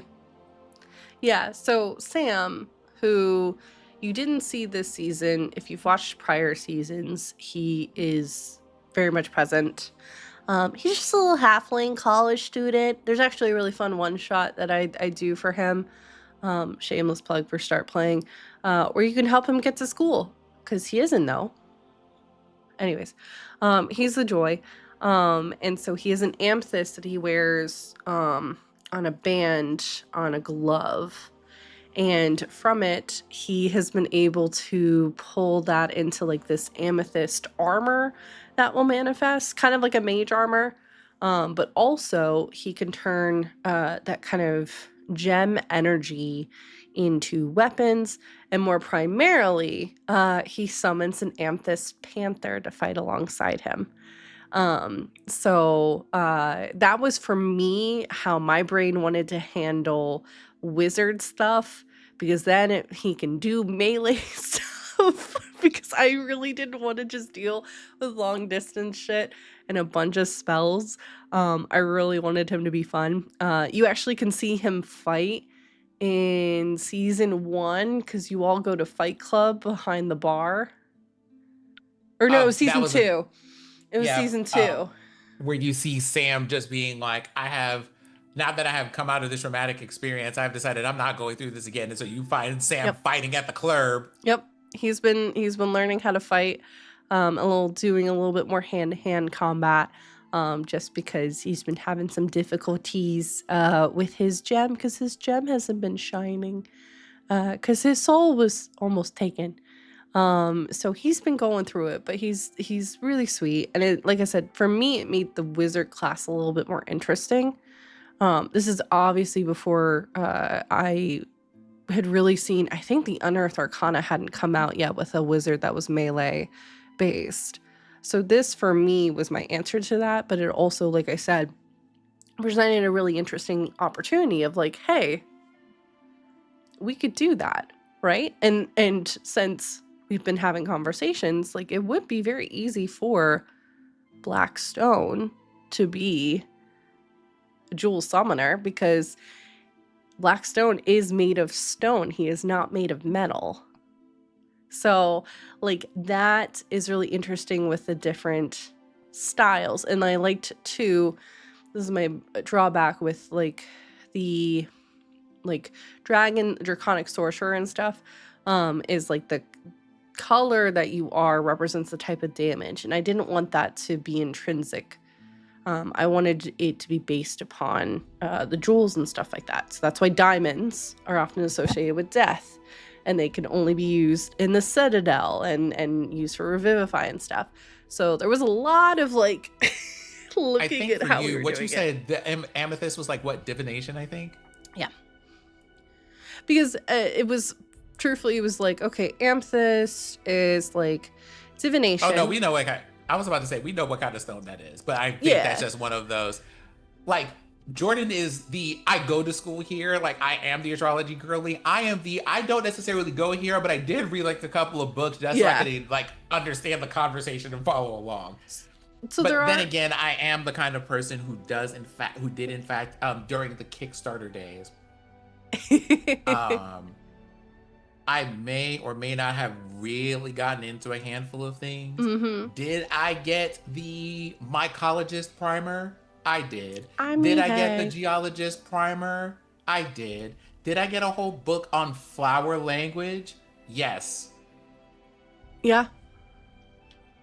Yeah, there's eventually, and we're not sponsored by them, but their dice are stunning. Dispel Dice has a bunch of dice that I've definitely coded in my brain as like Ampistrano, as well as Die Hard Dice. Again, not sponsored, but they're incredible. That I'm like, and they have an amethyst set, both of them do, that I'm like, oh, that's Ampistrano. That's specifically Sam coded. So like there's some really cool things that you can do with that. But yeah, I wanted to kind of expand, and for me, make a class that was not accessible, just because that's just it's just not how my brain works. I've tried. I just can't do it. I like to be in people's faces. That's why my ranger is always melee. I like to be the problem both up close and far away. And so like that's just, for me, it made it more fun, but then it, like I said, led to a whole cool thing that we could do in the world. So there are noble families. Sam is from a noble family who outside and above table, we know they're assholes. Sam looked down, it was like a sweet bean, but his dad's a bit of an ass. But like they're noble families that all have these gems and stuff like that. And it's also a sign of status. So, because that kind of magic can't necessarily be learned, it's passed down. So there's a whole conspiracy board that I had with Rory being, whether he knew it or not, but like the creator of that kind of magic, as he was trying to figure out how he was going to have something that a spirit could temporarily house themselves within an automaton like Blackstone. And metal never worked. Metal folds under the weight of a person's soul. So the gems became a whole other thing. And there are some bad sides to the gems that we may see pop up in this upcoming season. Just gonna say. But like yeah. We'll have to talk about it. We'll have to talk about it. Ready to move on to our next question. We only have a couple more. So Blackstone has been able to reunite with Rory, their creator, and at one point Carmen as well. What has it meant to Rory and Blackstone to reconnect with their roots? Do Rory or Blackstone have any resentment towards Carmen? Have they processed that loss? So, as far as, are we talking about the loss of Carmen at the mountain or just in general? I think both.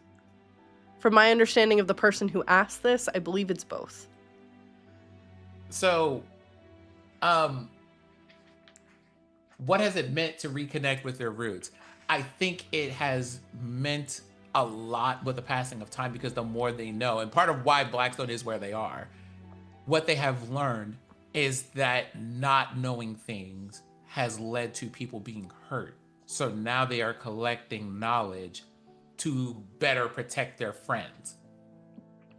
That's what connecting to roots has meant for Blackstone. Yeah. I have more capability to protect the people that I care about.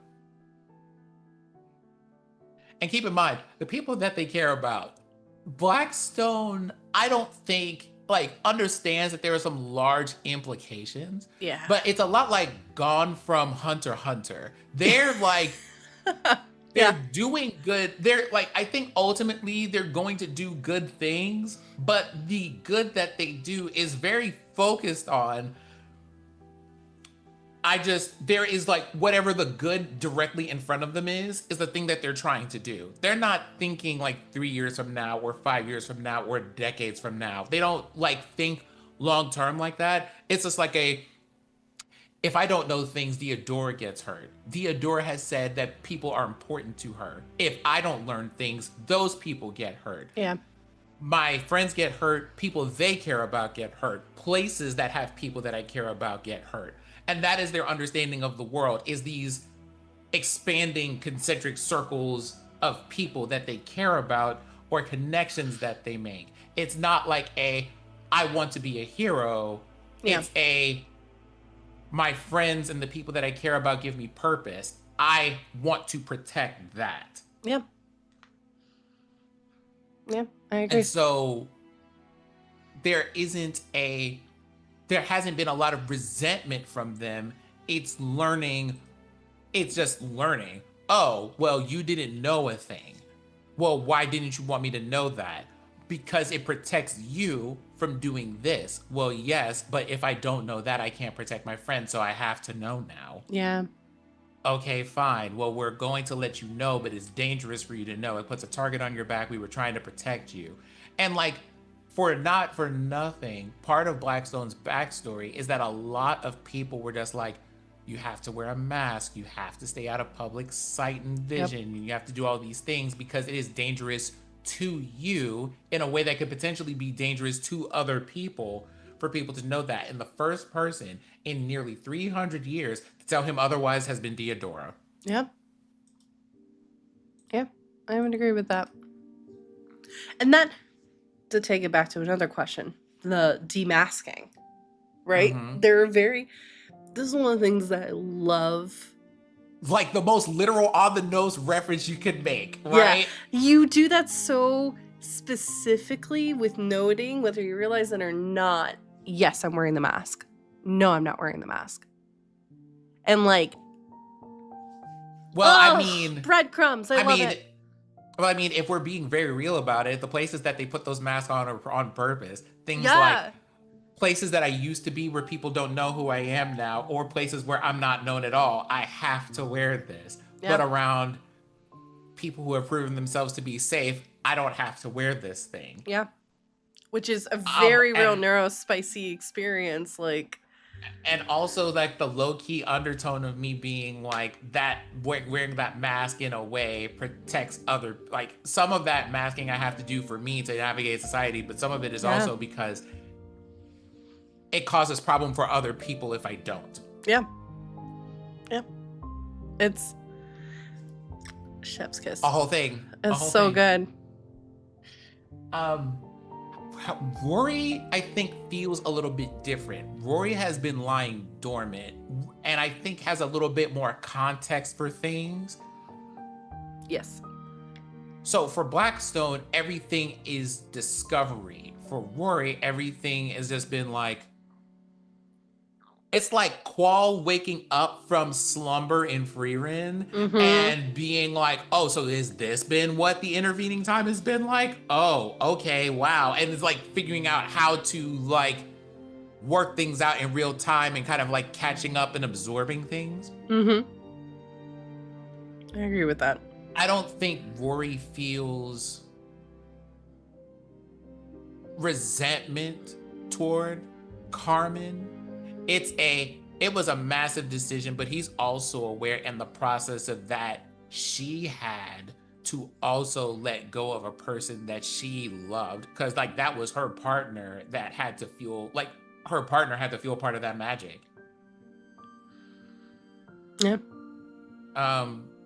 Right. Carmen's partner was a fairy. Was a fairy. Yeah. So, in order to feel the magic that protects Felk from being like found or infiltrated by people, they had to basically sacrifice everything that made her a fairy to do it. Like, it took everything and everyone. Is there, I think it's more, if there's any resentment, it's not toward Carmen, but toward the situation that caused it that caused her to have to make that decision. Yeah. I think at the time it's just like,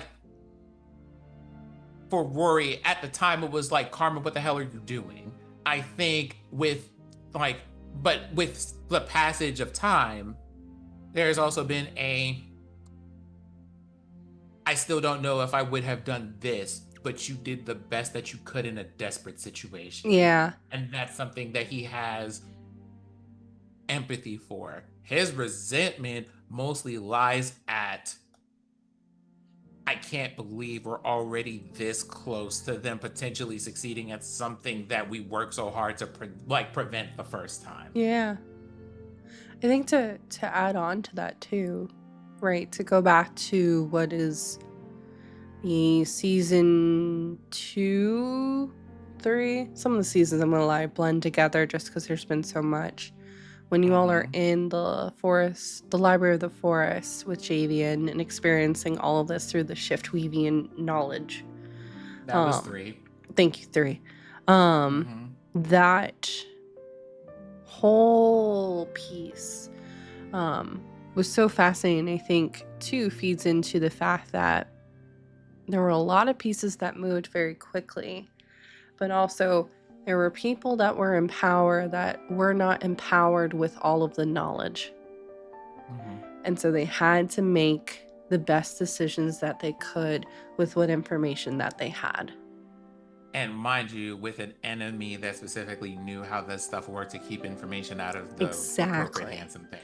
And then that fear of, if we do not do something now, this, like, and I know I keep talking about it, but it is the difference between Felk and Vanya, which we also saw then in the following season, of a city that was not prepared and then did not have leaders with that forthwith. And also the other really important thing too, because we were seeing this within Felk, leaders that were selfish, but leaders that also were willing to sacrifice themselves and do, granted, in the eyes of probably many, a very selfish decision, but in order to lead a selfless impact.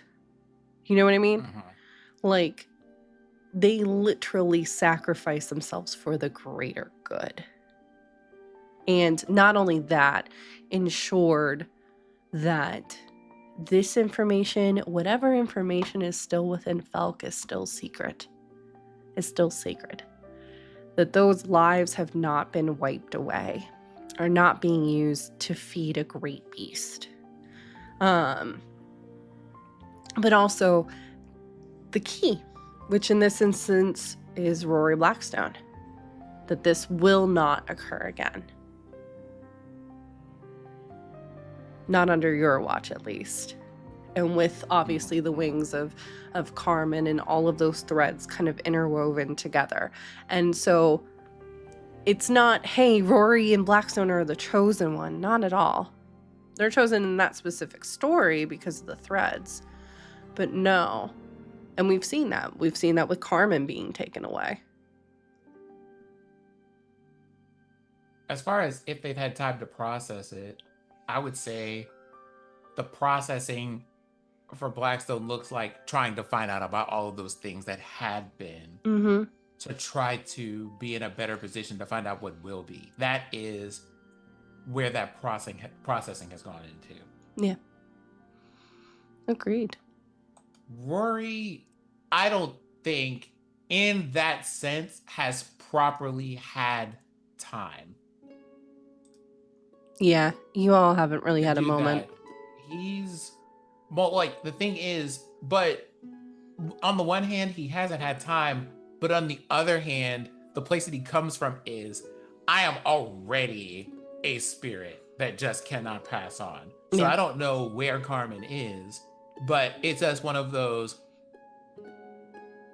a calm resolution to find her, because he has in his eyes all the time in the world to do it, right? He does it, and it's also like informed by this impossibly long perspective of being like panicking, Yeah. raging out at people, kind of being unhinged about it, isn't going to bring her back.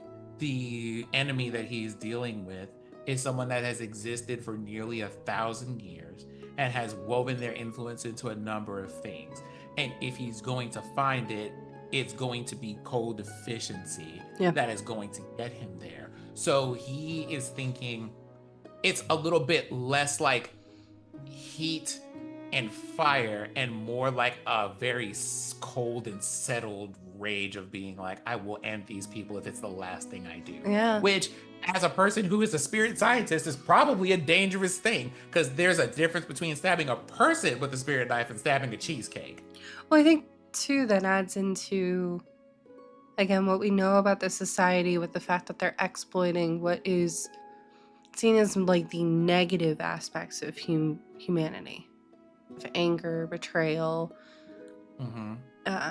deceit, deception, lies, backstabbing, all of that. So if you think about it, I mean, it is brilliant by the society. It's fucked up, but it is brilliant because they are doing these things knowing exactly what buttons to press to push you to that moment. And then it is up to you in your character, obviously.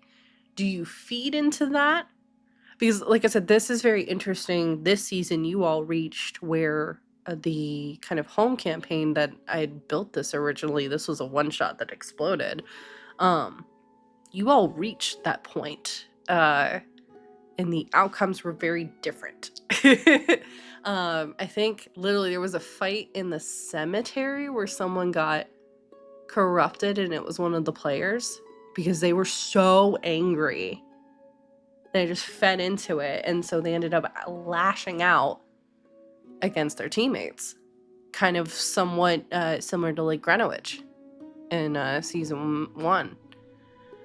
So it's been very interesting to see the differences, and especially each of you have something to be mad about. Each of you have something to be pissed about, truthfully.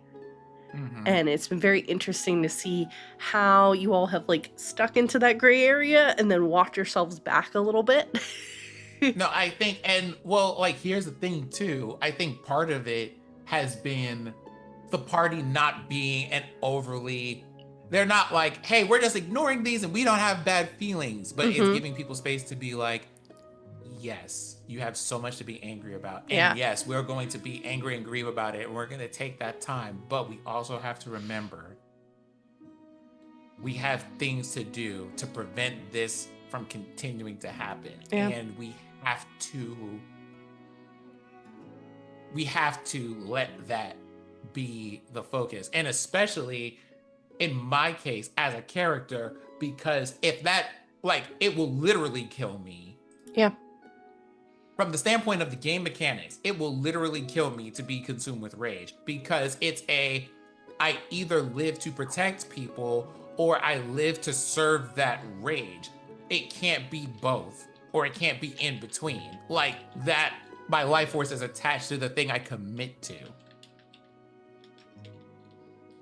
So that's a whole thing. Yeah. So yeah. Yeah. I think at some point, I think it'll come up probably in this upcoming season a bit more. well, I think there may be a thing, but I think a lot of it is going to be, Rory has been more focused on, I have been given the simple task by my brother, air quotes and other things, to protect their friends. I have to let that, for now, I have to let that be enough, because the other option would be, bump all this, I'm going to go and find Carmen myself and go rescue her. And that means leaving everybody behind. Yeah. Right? And he is aware of that choice. Blackstone is also, by extension, aware of that choice, although it doesn't hit quite the same, you know? So it's there's that. As far as processing goes, I haven't allowed myself to sit in and process things that I feel about it or what have you, because the danger is too great. I have not had the time. Yeah, I agree with that. And of course, hi, welcome to a very non-political game where this has no bearing on the real world whatsoever. Not at all. That's I know we've talked about in our wrap up, but like that has been fun this season, is to kind of introduce that political aspect, which we saw hints of it in season 1, but again, that was a different time in the game and you all were much lower levels. So it's been interesting to see you all interacting with it. But speaking of now and prior points in the campaign, what is your favorite place you've been to in the campaign so far and why?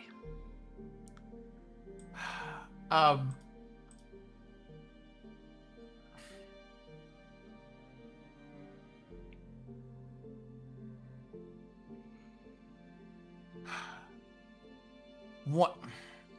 So obviously Felk, because it had like all of these, like it had like a whole field to experiment with new types of magic, and it had druids doing cool things, and it had trees, and it had pools, and it's like a city built into like a forest, and like buildings are literally in the trees. It was really cool. They have like all these ironwood trees that they built their buildings into. It was so cool. Yeah. It was so cool to look at.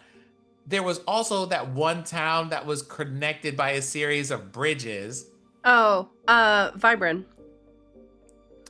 That was also really cool because like who doesn't like a little shanty town, you know? Like that was it was a little Louisiana boardwalk vibe, yeah. Yeah, like that was fun. I had a wonderful time with that one. Yeah. Both bring me a lot of joy. This question actually comes from one of our lore keepers.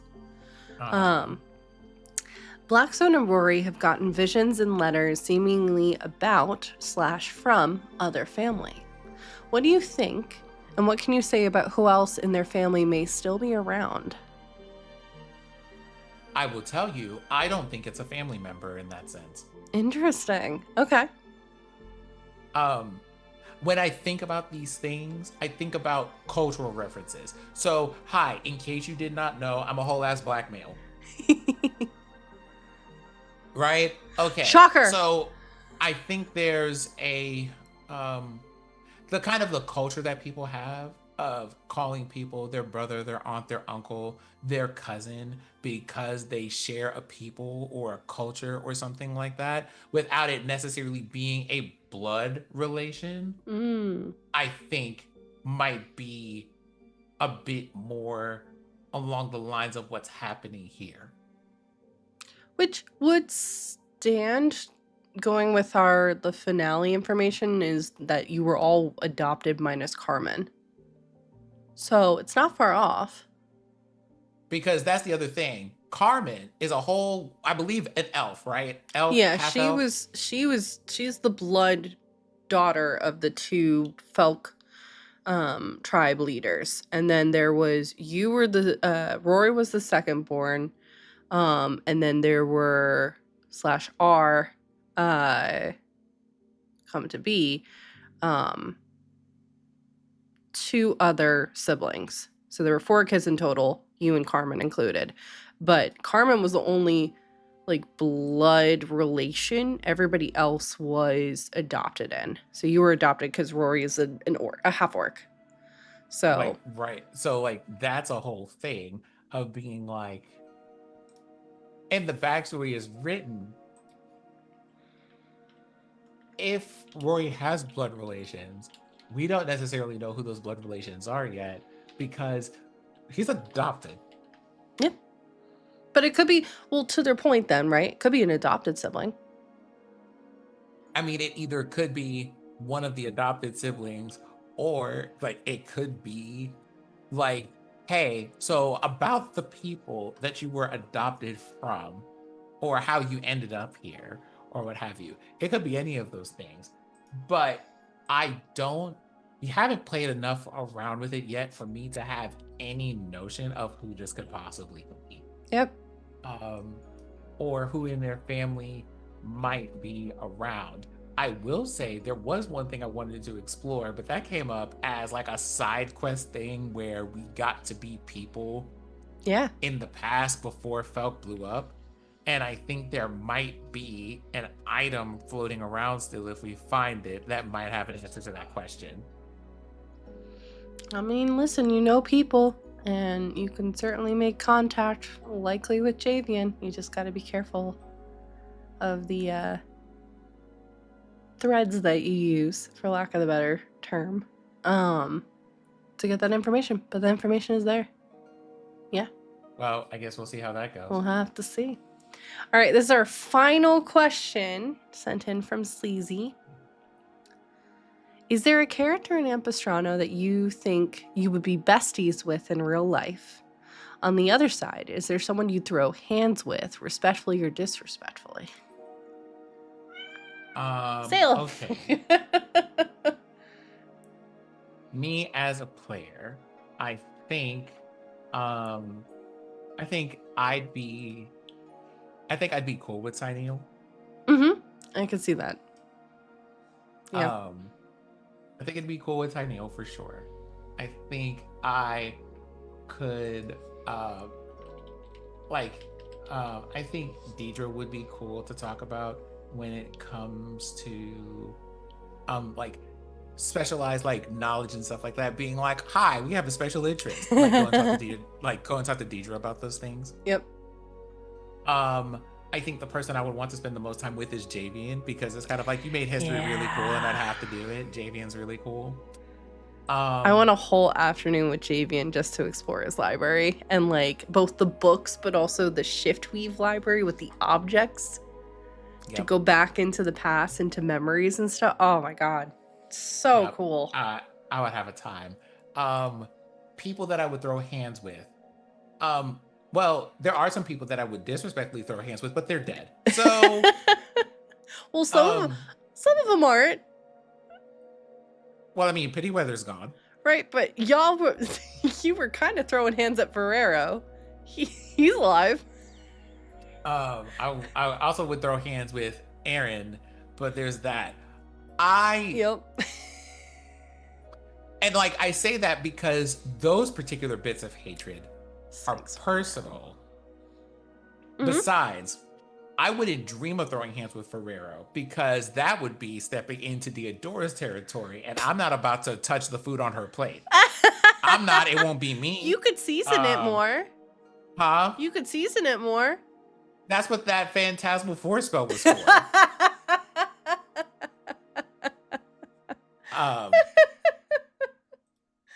So there's that, right? Now, a person I would throw hands with respectfully. Sam. Yeah. Because I think it would be therapeutic for him. He needs a little bit of loving right now. He's going through it. I think it would be a thing of like throwing hands respectfully would be Sam. I think it would just be like one of those things where you see people in an anime like fighting each other because it's just like this is how we bond or how we get to know each other. Very Kakashi Guy situation. Yeah, I agree with that completely. Goku Vegeta situation or whatever. Very that. I can also see Jiraiya Naruto a little bit too. Just very like a very sparring situation, not trying to hurt each other type of things. I would throw hands. But also the fact that two like the both of you are very studious and smart too. Like he seems very innocent. It's just a voice, y'all, because he's a halfling, okay? But he's actually very wise. Like he is an adult. He's just, just very curious about the world around him, So, and yearns for adventure and wanting to help. I would be willing to have like a magical duel between Rory and the professor from Jorix, Point Staff. Yeah. Because I feel like that's a very Freerin situation. I mean, and it could still happen. Maybe. It would be a very Freerin situation, and he would be Denkin. Yeah. Yeah. And I think that would be interesting because that's one of those things where you go and you like battle with someone and you learn things. Yeah. And I think that would be fun. I agree with that completely. I would want to spend, I'm blanking on her name, but back in season 1, she's a minor NPC. Remember the tea shop you all hung out in? The college tea shop? And like the flowers were serving the tea leaves themselves. Like a little, like I think that was like a fawn character. Yeah, there was a little. Yeah, I can picture it. It's been a while since I've opened up what they're doing. But she had a little tea shop you all hung out in, and like literally the flowers were walking around pouring bits of tea from themselves for you all to drink. I think you had a nearly hostile moment of her being like, now hopefully we're not going to make a mess in this shop, are we? No. Okay, cool, great. Yeah. Glad that you're here. Very Unohana from Bleach. Very much that. Yep. I would spend a whole afternoon totally hanging out with Deidre too, because she's fascinating. I would very carefully want to spend a whole afternoon too with Ursula. Thank you, Salem. Salem, who would you hang out with? But yeah, I would want to hang out with Ursula, but I would need to have an adult present because I also want to disrespectfully throw hands with Belsarian. That's valid. That's so valid. But with Ursula, just because, listen, I don't know what I might accidentally make a deal with her. She is a hag on business. And I need an adult there to make sure I don't say something silly or forget something as well. Salem, did you just unplug my monitor? Okay, we're back. My whole monitor just went black, and it was because Salem was messing with it. So sorry about that, y'all. I don't know why. It's not even his dinner time yet. But that is really it for our questions for today, y'all. Sid, I'm like I said, I'm always love when we can talk and chat and stuff like that, and we've been long overdue. Like I said, the last time we sat down and did Q&A proper was season 1, so and there's been a lot happening. Well, it's been fun. I'm glad to be here. Yeah, and hopefully, if you're one of those that are new to the world of Ampistrano, maybe this will entice you to go back and watch our earlier seasons in preparation. Please do. In preparation for our new season, which will be coming. Our first interlude, I won't say with who because we're still figuring out info, but we will have our first interlude on August 15th. So it'll only be a few more weeks. That'll be Ampistrano away, but you can still catch up. We have new episodes still airing every Tuesday and Thursday, what with how the episodes have been broken up. And please do, if you have questions, come hang out with us in the Discord. We do have a space for Ampistrano chatter. I know I read it. I know Maz mentioned that she sometimes pops over to that channel just to see what's going on. So if you have questions or thoughts or things, like especially as you're going through the episodes, would love to hear it. We're also going to be playing out a call for artists and for writers and stuff like that. If you want to share your works, we're going to be spotlighting that in the new season. So just as a wonderful way to give back to the community that has given so much to all of us. So yeah, there's a lot of really cool things in the works. So if you would like to get involved, just poke me on Discord. Or poke the mod team and they'll poke me. Do we still have the science emote? We do. I have not removed that. We have the science emote still. Okay. There's no way I would get rid of that. I can't remember which that is. But it's this one. I got it. I just popped it in the chat. Science. little Rory Blackstone. We need to get one for Astani. But there's Deodora. There's Deodora Love as well. But we need to get an Astani emote. Funny enough, right? Funny enough, that science emote came from the fact that is a thing that Blackstone constantly says when doing things. Because that's their like, for everybody else, it's like, it's just like magic, mystery, arcana. Blackstone's just like, Science. it's a science. Yep. Believe me, one of the goals is I want to have a merch shirt that just says science on it, like imagination from SpongeBob. That is, again, we've got goals. We just got to get there, and we will one day. And that's why you patreon.com/AmpistranodD&D. Yeah, there will be some stuff. It's been a little bit absent, just because I've been handling some fires, but there will be some stuff popping up, especially with some of the things that we're gonna be having that I've teased about if you've been watching my streams, about like getting some lore keeping. We might get some voice acting in from Sin doing some narration of some stuff. I don't know, we'll have to see. But Sin, do you want to go ahead and tell everyone where they can find and support you in the meantime and henceforth? I sure will. So if you would like to just find me doing all the things, once I get my streaming schedule together, for one, you can find me on twitch.tv/Sinziak. That is how you say that.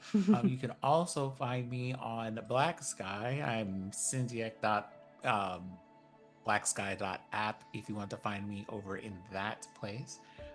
Here for Ampistrano on the major Linux channel for Tech Talk Thursdays, where we have to just go, the CEOs need to be fired at this point. Okay, thanks. Agreed. And that's where you can find me. Wonderful. You also have a series that will be airing at some point, probably later this year, which if you would like to watch the prior episodes for, is over on Other Cider Studios, right? It is true. So the Magus Archives, also known as Gifts of Fear, where I am once again a person who just pokes at things and investigates stuff and just unravels mysteries in record time. So if you want to go and see that nonsense, where I am also a character who solves mysteries by doing weird things, you can catch that on Other Cider Studios, both here and on YouTube. Woo woo. Shameless plug. Amazing. And hi everyone, I've been your producer along with Salem as he knocks out my monitor again and shakes the camera. Sweet boy. As one does. Listen, he just had his birthday. He can do what he wants. So Happy Salem Day. Yeah, it was on July 4th. So we celebrated that and nothing else. Anyways, so you'll find me here. I'll be streaming regularly on my channel, as always, and putting out information about this new season. Like I said, we will be coming back with Interlude 1 on August 15th. Who's going to be the person in the hot seat? Well, you're just going to have to pay attention to the socials, because that is where all of that information will pop out once we have everything solidified. We still got to have some meetings, chatting with the cast about what we want to accomplish this upcoming season, checking in about safety tools. There's a lot that goes into actual play production, but also in TTRPGs. So, but please go check out our YouTube, leave a comment, all that jazz. We do read the comments. And yeah. But don't say anything mean. Also, respect pronouns. Don't say anything mean. And if you come over here disrespecting pronouns, I will send Deodora after you, and then I will send Fair after you, and then I will send Blackstone after you. And Blackstone uses upcasted magic missiles, and they don't miss. As you do. But yeah, we will be back soon, y'all. And again, massive shout out to our lore keepers, to our moderators who helped keep us safe today, and the vibes as immaculate as always. And to all of you, whether you've lurked in the YouTube chat or on Twitch, or you've asked questions and whatnot, thank you for hanging out with us. We're super excited for this upcoming season and to continue to share this awesome world with all of you. So, we do have a wonderful group we're going to be raiding over that are having a birthday bash. Catchy Cantrip. So we're going to head over there, y'all, and spread some love. YouTube, we will see you all next time. But from all of us to all of you, from beyond the veil, we appreciate you. Take care of yourselves. Take care of each other. And we'll see you next time. Bye, everybody. Drink your water. Take your medications. All of that. Bye, everybody.